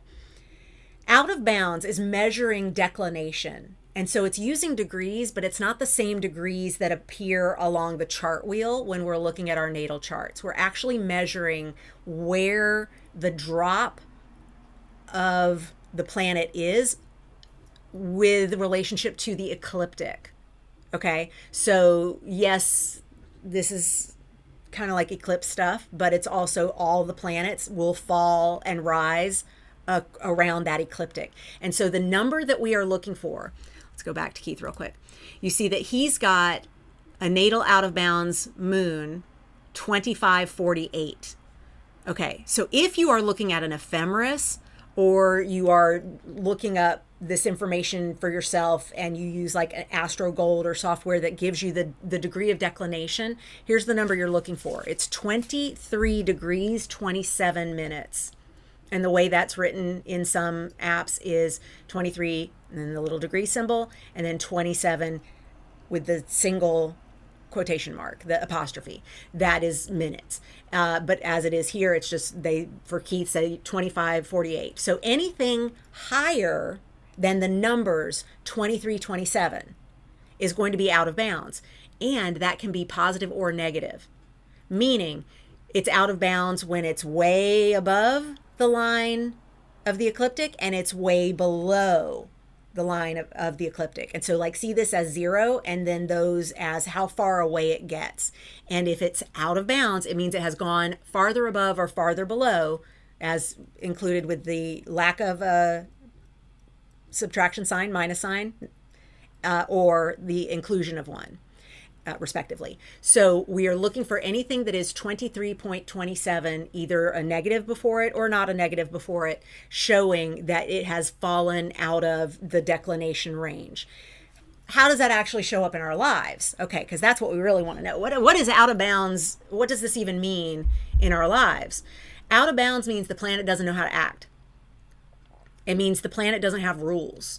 It means the planet got here during your birth and was so far out of range of what is the way things are done, the usual, that it doesn't even have a sense of bearings. So using my husband as an example, and he is out about this, so I'm not sharing his business without permission. My husband's diagnosed paranoid PTSD, like extreme medicated levels of PTSD, paranoia. His moon was out of bounds when he was born. His moon did not ever give him a rooted feeling of a place of safety. He doesn't know, even though he's got a moon in Cancer, which should be like, it gets all the A's, right? Because the moon rules Cancer. It's out of bounds. And it means that his natal settings for feeling safe, because that's what the moon does, and getting your needs met, because that's what the moon does, don't know how to act. The natal settings don't, there's no instruction manual. There's no rule book for him. His chart showed him up. He showed up in that natal chart without having any reference for what does safety feel like. And so a lot of people are like, yeah, of course, he's complex PTSD and paranoia because of all the military stuff that he did, all the things that happened while he was a Marine and infantry. And being a sniper, like, yeah, of course, there's a lot of shit that he had to deal with in Southeast Asia and beyond. Like, there's like what kinds of things, of course, would cause all of that. It is more likely that all of that already existed, and he definitely had childhood trauma around those places of feeling safe. That is why he chose to go into the military. That's why he chose something as elite and difficult as doing the infantry sniper work as a Marine. Like, that is absolutely something that an out of bounds moon would do. It's also something an out of balance Mars would do. But Mars is a little less subtle about the why. The why for the moon is because no place feels safe. And also, by the way, Keith has Scorpio in the 12th house. And you remember what I said about the 12th house? So that, see, it's all like, oh, got it. Yep, see it. I see it. That all makes sense. Okay, for those of you who don't know Keith, you're lost. Hopefully you'll meet him soon. The final thing that we are mapping out on these cute little spreadsheets of ours, and I know they're not spreadsheets, but I keep calling them spreadsheets. The cute little thing that we are checking is affliction. So to keep you up to date with where I am, my moon has no kinds of scores. My Mercury has a boo. My Venus has no kind of scores. My Sun has a boo. My Mars has 2 boos. My Jupiter has a boo. And my Saturn has 2 boos. So just so you know, I have lots of boos and we haven't even gotten to affliction, which is the main thing that I'm going to have. Because affliction is this really cute thing that happens based on the relationships, the aspects in your chart. And I have a YouTube video on aspects. So take a look at that if you need a heads up on the aspects and how to interpret them. I'll make sure I put that in the description as well. But aspects are any of these relationships between the planets and luminaries. And we're going to do the 7 traditional again, which of course are Sun, Moon, Mercury, Venus, Mars, Jupiter, Saturn. These here, we will stop before we get to Uranus. These here are what will tell us what our relationships are. But by the way, all this red is not happy aspects, not happy relationships. That's a lot of affliction. I have so much affliction. Okay, all right. That's okay. That's part of why I created Chart Harmony, so I could get into a place of better relationship with all of the stressful points and relationships in my chart. And you can do this as well. So here's what we're looking for. We're going to go through each of those 7 traditionals. Moon, Mercury, Venus, Sun, Mars, Jupiter, Saturn. And we are going to see if any of them are in what would be considered afflicted condition, afflicted relationships. And so, as is mentioned in your worksheets here, we're looking for conjunction, opposition, or square. Those are called hard angles. And for a while I didn't include conjunction, but I've decided to include it because we will deal with the it depends of it as we are looking at your overall score and the nuance of what balances out what. So for now, we're looking for conjunction, opposition, square for each planet that we're going to go through, and we're going to go through each of the 7 traditionals, between that planet and the malefics, which are Mars and Saturn, the outers, which are Uranus, Neptune, Pluto, and the South Node. So those are the things that we're looking for. So we're going to not start with my moon because my moon is in really bad shape. So we're going to start with Saturn, because it is, again, we're working backwards from how I have them in the worksheet, or in the workbook, but it's how we've been doing things so far in here. So we will do this. We're going to take a look at Saturn's affliction relationship. So we're saying, is anything conjunct Saturn? No. Conjunct means right on top of. Saturn is not conjunct anything. So Saturn stands alone in my chart, no conjunction. But we're looking for 3 different aspects: conjunction, opposition, square. Is Saturn opposing anything? Maybe we could say he's opposing Neptune. And is Neptune one of the ones that is on the list that we want to take a look at? It is. Neptune is a bad guy. So it's an 8-degree orb, though. I don't know that I would count an 8-degree natal opposition. Maybe. It's going to be up to you. It's going to be up to you. I'm going to decide not to count it unless it's within 3 degrees. That's what I'm going to do. You could choose to be more generous and you could say anything within 10 degrees you're going to count, but I'm going to actually make it 3 degrees. I'm going to go a little tight with this because I don't have overwhelming numbers. Also, just in my lived experience, I don't feel like my Saturn is all that disadvantaged by that Neptune relationship. I actually think it kind of helps, but that's another story for another time. And then we want to see, does Saturn have a square to anything that's on my list of planets to consider? And if there's a square, maybe it is to that Venus. And of course, Venus and Neptune definitely have a square because they're just 1 degree from one another. But we're right now focusing on Saturn, and it's 9 degrees away. I'm going to say no. And also, Venus is not one of the ones that we're looking at for that affliction relationship. Okay, so we checked for conjunction, opposition, square with any of the planets that we listed on the list, the hit list of affliction. And then that's all we're checking for Daddy Saturn. So Daddy Saturn gets no boos. Okay, great. No yays. It's just neutral. If there's no boos, it's just neutral. No yays. Okay. Then we're going to move over to Jupiter. Hello, Jupiter. So Jupiter is conjunct my moon, but by like 8 degrees. So we're not going to count that. And also, moon is not one of the ones on the list. Okay, not a problem. So then we want to take a look at opposition. Is Jupiter opposing anything? No, I have nothing in Aries, 26 degrees. So no. Is Jupiter squaring anything? Yes. Jupiter is in a square to my Mars within like 1 degree. And Mars is on that list. Okay, so I got to go over to my Jupiter. Let me shift cameras. We're gonna go. I'm getting so used to this setup with these multiple cameras and views, and I'm really excited because I'm going to eventually do some even neater, cooler things. But right now, I'm just really excited about this. Okay, so I have, right here is in the instructions, right there. There are no yays for this line. Score 1 boo for each conjunction, opposition, or square between Jupiter and Mars. We have that. I have a Jupiter and Mars square. So that means I'm going to go 1 boo. Okay, got it. All right, next we go back to my chart. And that is all we need to do for Jupiter because that is the only square. Oh, don't do that. Okay, that is the only square with any of those planets that were on the list. There's not a square there. Yep, and if I want to be sure, I can also look at this staircase table. And I can go to Jupiter right here, and we can see there's a square there. There's a conjunction there.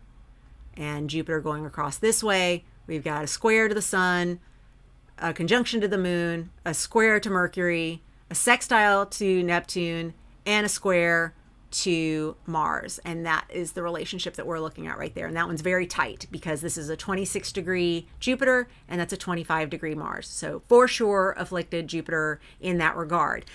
There are some technicalities that would make this not that big a deal because Jupiter's out farther ahead of Mars, but that means Mars is applying to Jupiter. Technically, I got a lot of things in my chart that could be problematic, and technically we don't need the technicalities because I got a lot of stuff that's just outright that's a thing I'm going to have to work on. And so we do know that that's a relationship I might have to manage at certain times in my life. It is absolutely true.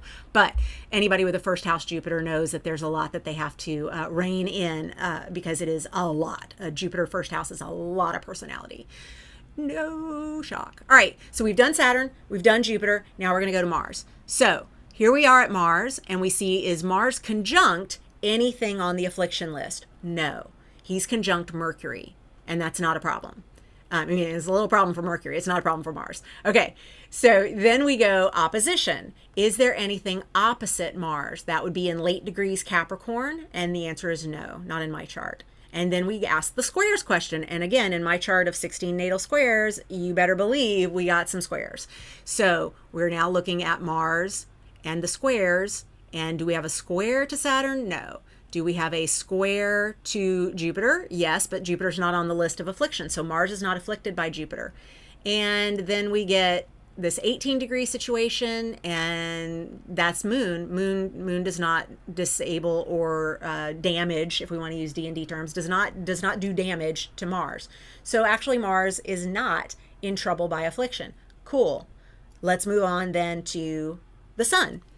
My Sun at 19 degrees up here, it's actually 1859, but they round it up, which is fine because 18 degrees is considered a bad degree astrologically in some schools of thought. And I crack up at that because I've got, my moon at 18 degrees. I got my sun at 18 degrees. I got my midheaven at 18 degrees. And when people are like, oh my God, all this 18 degrees, how is that for you? I'm like, it's not a problem. But I mean, we live our charts. We have our whole lives to live our chart. But degree theory is a whole other thing that we could get into, but we're not going to because this teach is already so much, as I knew it would be. Thank you for sticking with me, y'all. All right, excellent. Oh, and thank you, Michelle. Thank you for thanking Keith for his service. I agree. He is a hero. He is a hero. Let's do my sun. So is my sun conjunct anything that's on the affliction list?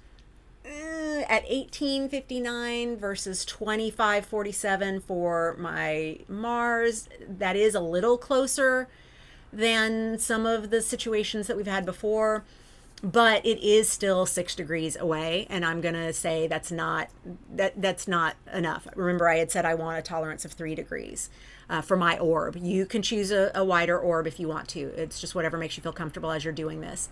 Then I take a look for opposition. Again, nothing in Capricorn, so I do not have an opposition to my sun. And then square. Do I have a square to a malefic for my sun? We're at 19 degrees, so I do have a square to my moon. I do have a square to my ascendant, and that's within orb, but nothing that is, nothing that is on my list. So sun, good. Great. Let's move on from the sun to Venus. We're going to do the same thing. That Venus is afflicted because the story my mom, Charlesy, told when I would come home bullied, crying from all the ways I was treated at school. Mom would not say, they're just jealous. She would say, Bonnie, you know your Venus is afflicted in Leo. And I would say, I know. So that would calm me down because, of course, my Venus is afflicted in Leo. My Venus is at 29 degrees, which on its own does not make Venus afflicted. However, is Venus conjunct anything that is on my list of things that would afflict it? No, it's not.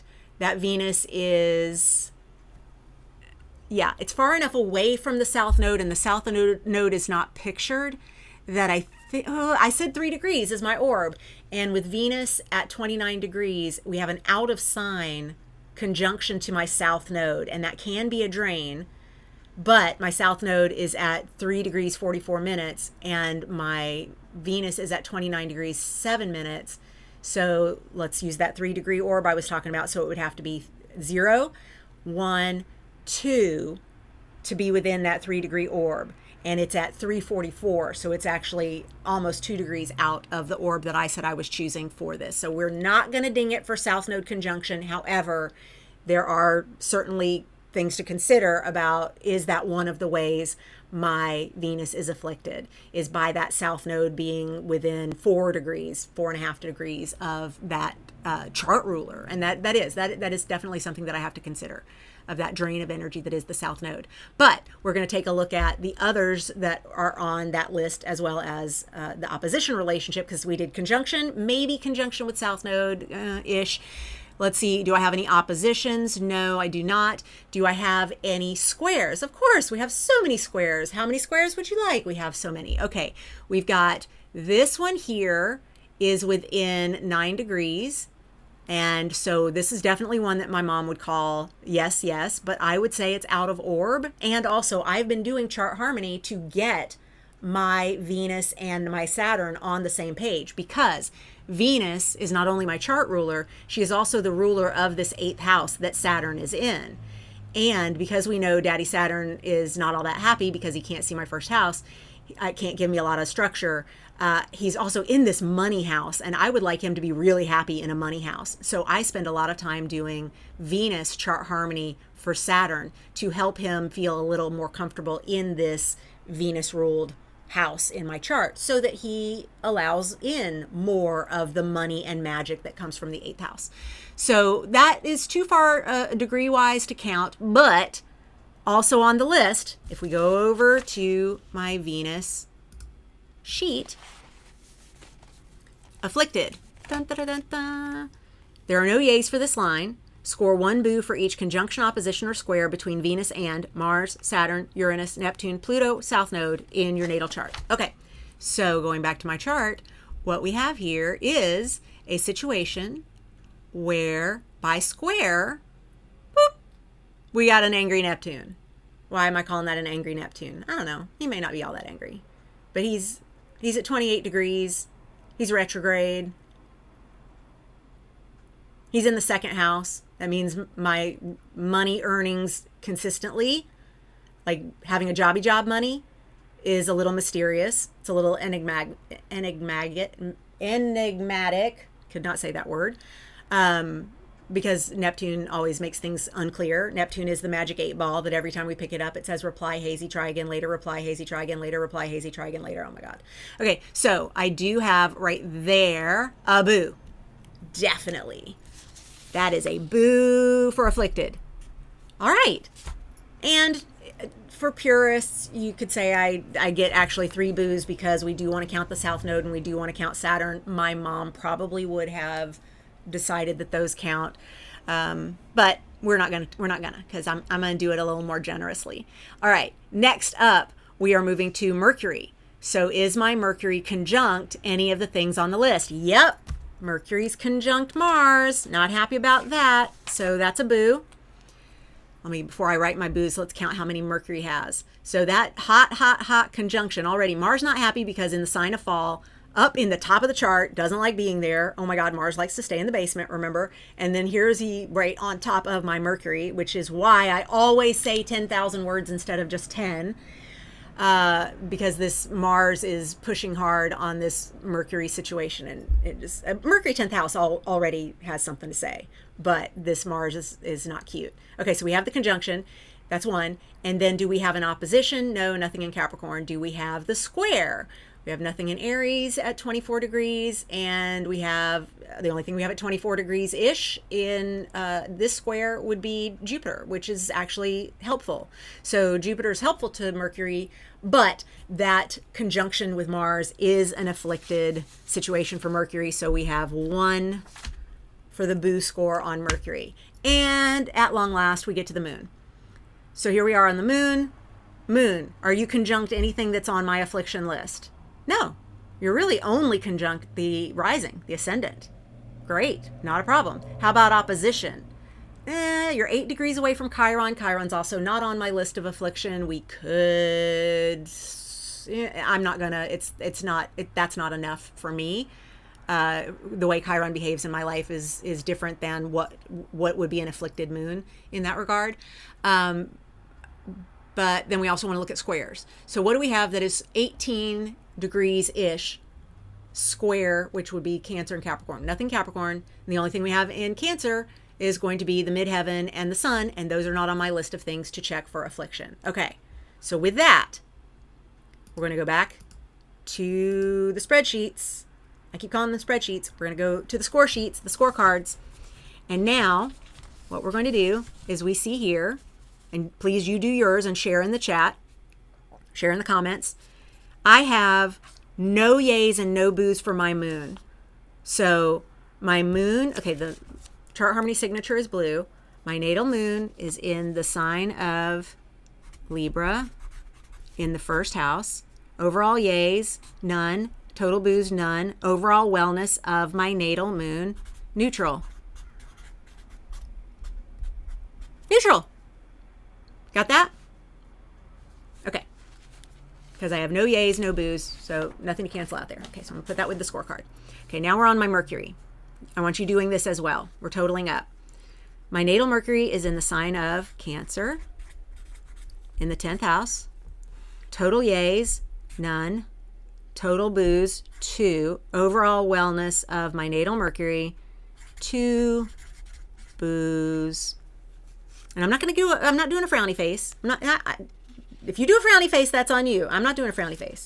Okay, so I definitely know I've got some Mercury to contend with, so I'm going to put that score sheet just tucked right here. Next, my Venus. Okay, I've got my natal Venus is in the sign of Leo in the 11th house. Overall yays, none. Total boos, 1. Sorry, overall, total yays, total boos. And then overall wellness, we got 1 boo.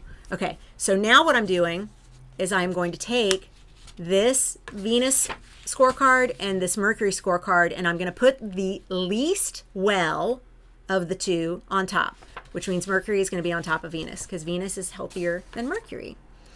Okay, so then we're going to take a look at the sun. My natal sun is in the sign of Cancer in the 10th house. Total yays, none. Total boos, 1. Overall wellness of my natal sun, 1 boo. And that is going to, again, go with my Venus that also had 1 boo. Now we get to my Mars. All right, my natal Mars is in the sign of Cancer in the 10th house. Total yays, none. Total boos, 2. Overall wellness of my natal Mars, 2 boos. Okay, so just like we did with Mercury, we're going to keep Mars up at the top because those are together with 2. Next we get to Jupiter. Natal Jupiter is in the sign of Libra in the 1st house. I got a lot in the 1st and 10th, y'all. Total yays, none. Total boos, 2. Overall wellness of my natal Jupiter, 2 boos. Again, we're going to put that with Mercury and Mars because they have that same score. And finally, my Saturn. I'm seeing a pattern. Natal Saturn is in the sign of Taurus in the 8th house. Total yays, none. Total boos, 2. Overall wellness of my natal Saturn, 2 boos. Okay, so now the only one that we don't need to deal with for me is my moon. Nope, wrong page. Is my moon, because my moon scored neutral. And with a neutral moon, it just means take daily vitamins, do regular hygiene, whatever that would be for the moon. Like, I already do good things to take care of my moon, and she's fine. She doesn't need a lot of extra help. Okay, my Mercury, though, has 2 boos. So I'm going to go to this sheet, which is tallying, and I'm going to go 2 boos because there were no yays. This is where if I had 2 yays and 2 boos, we would get to an overall of neutral. So this is important for people who, I have no yays. I have no yays anywhere in my chart, which means I could go, well, I have no yays, woe is me. But instead I go, okay, cool. I don't have things that are overperforming. I don't have things that are out like taking over the strength in my chart. I don't have things that are overcompensating for the boos, but that does mean I got to come up in this lifetime with resources for handling those boos, right? So here we go with my scorecard. If yours has, 3 yays, 2 boos, you're going to be a 1 yay overall. That's how that works. Okay, so I've logged my Mercury, and now I'm going to log my Mars, and then I'm going to log my Jupiter. Okay, I'm going to log my Saturn. I'm going to log my Venus. And I'm going to log my Sun. And so this one is neutral. And 2, 1, 1, 2, 2, 2. That is how my scoring breaks down. So, planet with the most overall yays. I don't have one. So, I'm going to say moon is my happiest planet. I know, it's a luminary. It's not a planet. Bear with me. Planet, luminary, orb, celestial being, celestial body. Yes. Planet with most overall yays. I don't have any. So I'm going to say my moon is my happiest planet. And you know what? That's true.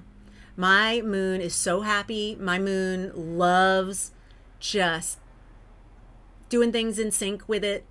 Yeah, I got a really happy moon. I'm going to say that's definitely true. Planet with the most overall boos. It is a 1, 2, 3, 4-way tie. All right. So if you're here with a 4-way tie, you're going to have to pick something.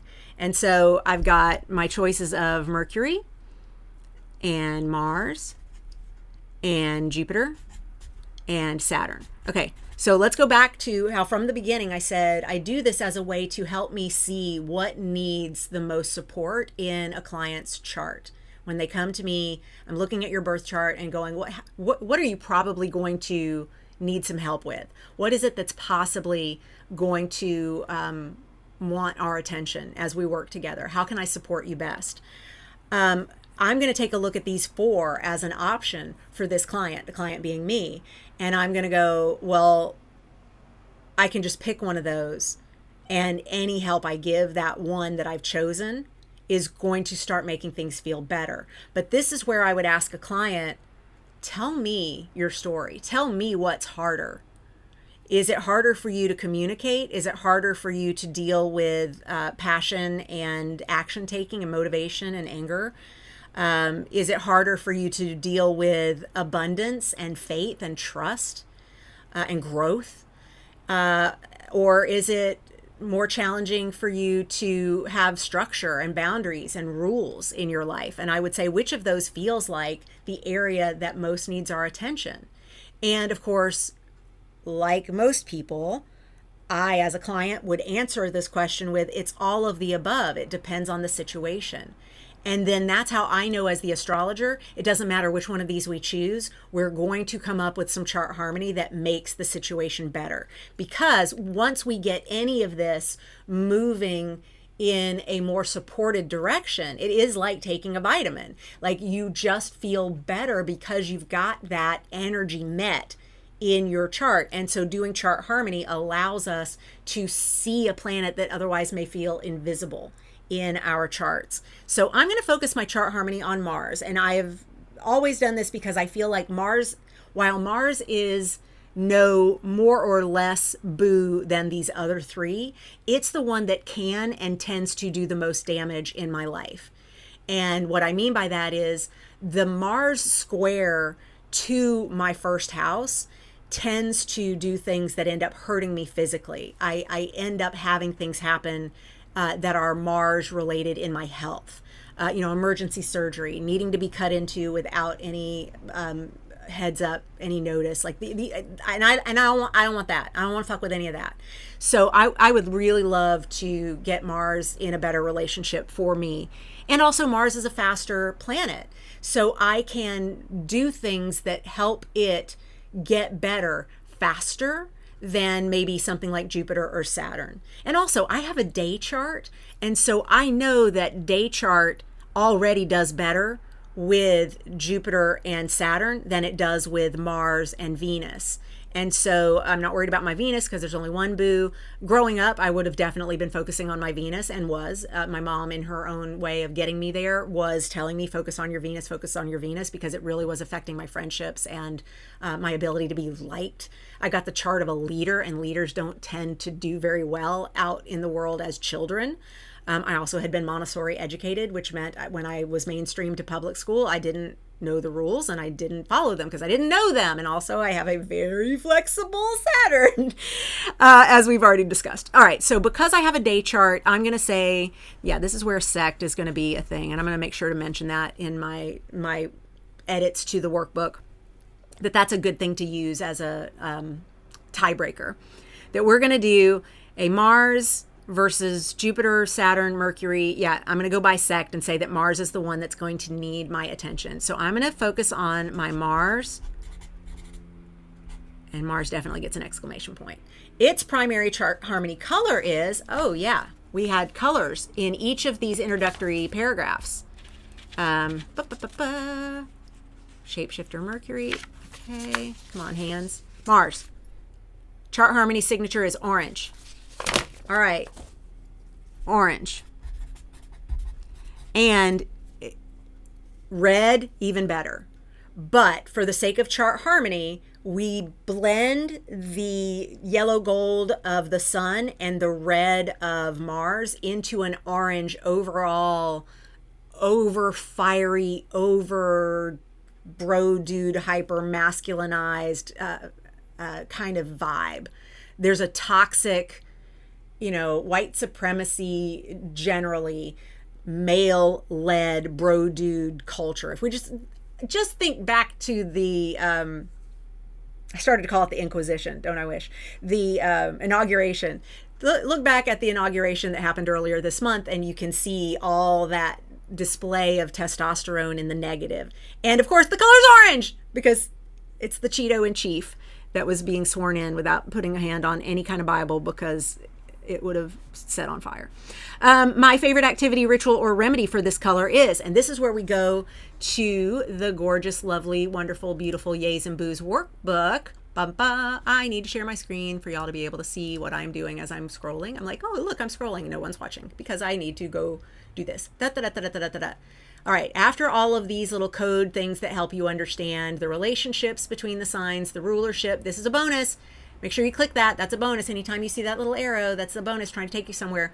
This is the chart harmony code. And we are looking at Mars, orange, also first quarter moon, new moon. These are things that feel orange. Aries, Leo, Sagittarius, numerology 1, 3, and 8. All of this aligns with that orange vibe. And if we go into the needs and remedies list, again, this is a bonus little click here for you, so please feel free to explore your workbook in that way.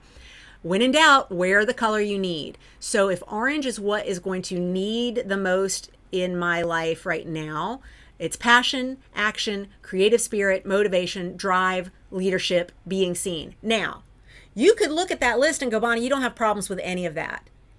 And here's what it means when I say we have problems with a thing. It's not we can't do it. It's that the energetic load for doing it is so great that there is a big tax or toll to pay for doing that thing. And so the energetic load of all my passion and action taking and creative spirit and motivation and blah, blah, blah, blah, blah, has a really big energetic load. And the older I get, and especially as I was dealing with some really challenging things by progression, Fedaria, zodiacal releasing, profection, and by transit. I was going through a whole shit show of things for like 5 straight years. I was constantly exhausted. Just constantly exhausted. And so I knew that that was part of why the orange chart harmony was so important, because I was going to have very little in the tank to keep showing up the way I had been showing up for all the years prior to that period of time while all of those things were happening. Okay, so with the orange, I know that I can do any of these remedies. Be seen, initiate, compete, work out hard, sing out loud, lead from the heart, get pierced, get tattooed, do some hot yoga, bask in your own light. All of these are things that would be considered remedies. And again, right up top, when in doubt, just wear the color you need. So coming back to my score sheet, I've decided that I am going to do orange activities, and my favorite activity, ritual, or remedy for this color, and there are way more options if you go to that secret little post that I have linked up here, this cute little marker right here that's telling you to go click on that link. If you go there, you will see that I have goodies for you. You'll be able to see even more things listed. And so my favorite activity, ritual, remedy for this color is, it's going to be things like eating curry, having citrus fruits. Oh, you know what? I'm not even going to get that general. I'm going to say just putting lemon in my water. God, that helps. Just squeezing a little lemon in my water. Oh my God, it helps me so much. And then it's going to be wearing orange, like wearing orange, wearing red. If I have like bright red lipstick or something, or an orange eye makeup. In fact, I think my eye makeup is pretty Mars. And that's by design.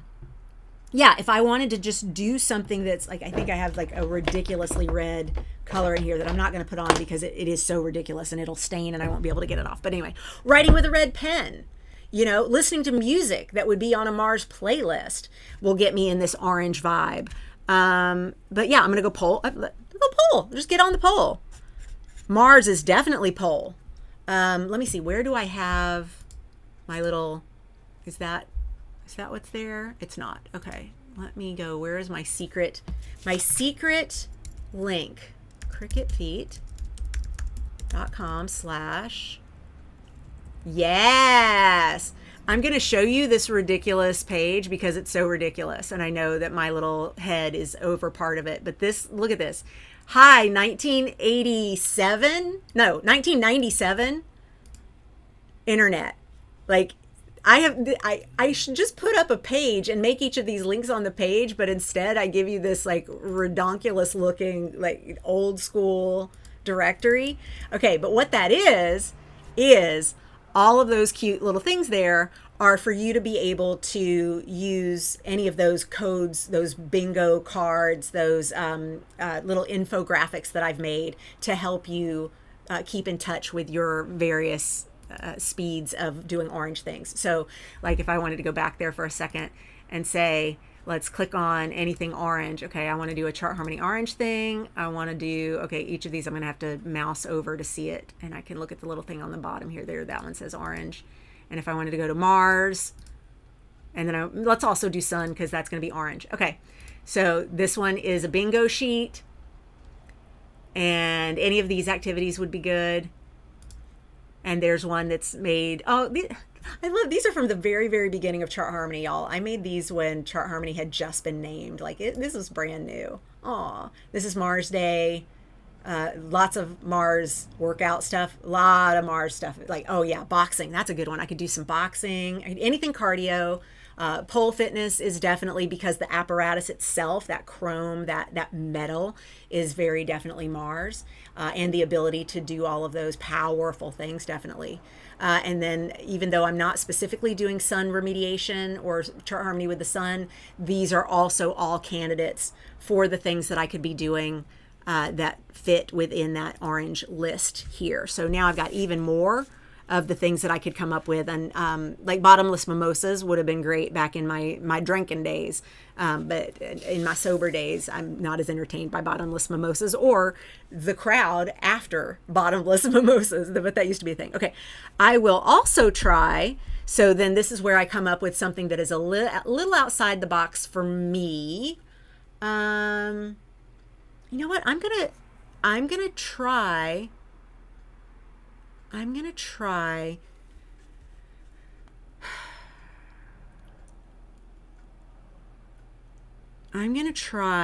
silent red candle time. And this is because for me, my Mars is really loud. Of course, because he's conjunct my Mercury in the 10th house. So he's seriously loud, screamy loud. When I feel the need to get my Mars energy out, it's a scream. It's not pretty. And I'm not saying we shouldn't scream. I'm saying scream more. Scream constantly. Like, there's no reason not to, honestly. But for me, I am going to see if I can do some red candle, orange candle, sit silently and listen. What does Mars need? What does Mars want? What's behind the scream? What is the angry really about? I think that might be what I'm coming to with this. And then I will know this is working for me when I feel more connected with and unapologetic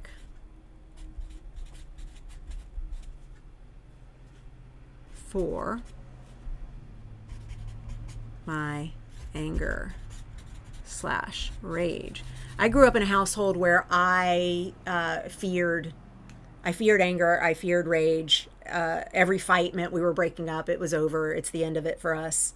And that specifically, like my mom. My mom was very fiery, very did not blow up often, but when she did, it was big and it was scary. And because it was just the two of us for most of my upbringing, my brothers were gone before I was even old enough to know them, because they were so much older than me when I was born. But my dad left, and it was just me and my mom until I went and lived with my grandmother for a while. And that anger, that all the rage and anger and fear and stuff that my mom was feeling and she didn't really have a place for, definitely scared the bejesus out of me. And looking at her chart, I'm like, I get it. She had her relationship with rage in a very different place than I do. But mine, with that square to my moon, made me feel unsafe. That square to my first house, it made me feel very unsafe. And so I grew up believing that any kind of fight meant we're done. And that's why every relationship was over after like 9 months, a year and a half at most. Until Keith came into my life. And he's the first relationship that I have ever had that went longer than 18 months, a year and a half, the longest.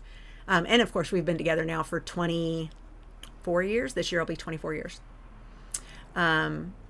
Yeah, but I knew first time we fight, I'm like, it's over. We hate each other. Get out, because that's what had been modeled. So yeah, I think when I feel safe, that being angry and unapologetic for anger and rage, because it doesn't mean it's the end of the relationship. It doesn't mean things are cut off. I think that's how I'll know that the remediation is working, that the chart harmony is working. Now is the time to get your questions in. If you have any, I would love to hear from you. Put it in the chat. We've been together a while. This was long. I knew it was going to be long because this is a lot. And I'm gonna find ways to teach this in smaller units, and maybe make it a thing, like a webinar on demand, available at my teachable space. So this was a really good workout for me to just feel how this is working for y'all and for me. Oh, good. Amber, thank you. You're a gift. Thank you. I love being able to do things that resonate and give you some sense of ease and better understanding of your chart and what you're working on. So good. I look forward to you sitting with the replay and having feedback for me about how everything's going for you. I'm eager to hear, share with me what planet you've decided to connect with and what that connection is going to need to look like. I'm really excited to hear. Thank you very much for being a part of this. I will do a slow roll to turning off the stream in case there are questions that are coming in the chat live. While we're in a bit of a lag between the live and YouTube itself. Please go to bonniegillespie.com/events to see when I will next be live streaming, as well as all the other things that I do. We will definitely be live streaming a few times in February. I cannot believe we're at the end of January of 2025. Y'all. All right, I'm gonna do a quick look at my notes, make sure that I didn't miss anything. I gave you links. I gave you that. I did. This is my cute little cheat sheet. Very good. These were my earlier versions of cheat sheets that I ended up not looking at because I wrote on them too much and then got my thoughts organized this morning. Do y'all do that? Identify happiest, identify least happy, everything else neutral. The color to prioritize is how to bring more energy to the less happy ones. And we don't want to overtax the planets that are extra happy. Just because they're extra happy doesn't mean that they should have to work so hard. To carry the load for the ones that are struggling more. Mm-hmm. Yes. Done. Vio says, looking forward to giving this my full attention on the replay. I've only been able to peek in every so often, and wow, I see everything being covered. It's tremendous. Yeah, I said to Keith last night, I was like, this is a big one. But this is kind of like what I want the starting point to be for people coming in and working with me in the membership. Not that you have all this knowledge, but that you are aware this is the kind of thing that I'm going to be looking at to tell you, why your life is lifing the way it's lifing. Yes. Thank you, Deb Marie. I will give Keith your marine hellos as well. And thank you for your service as well. Thank you. I love you, beautiful people. Remember to give yourself more hugs, more love, more space, more grace, We got some wacky ass astro coming up. Especially March. March of 2025 it's a vibe. Come join me over at our Chart Harmony Discord. Come say hi. Continue to talk here in the comments. I will come by and reply back to you. This has been a blast. Enjoy the rest of your whatever day you're watching this on. Mwah. Oh, did I get the shadow side? Gotta hug the main way and then the other way. All the parts. Oh, this Aquarius new moon, so fucking good. It's like seriously one of my favorite new moons in a long time. I love the energy. Electric. Let's do it. Let's do it. Revolution. Excellent. Good. Unique and powerful angle on things. Thank you. Thank you. That means a lot. That means a lot. Love y'all. All right. Till next time. Be well. And I will see you later. It's going.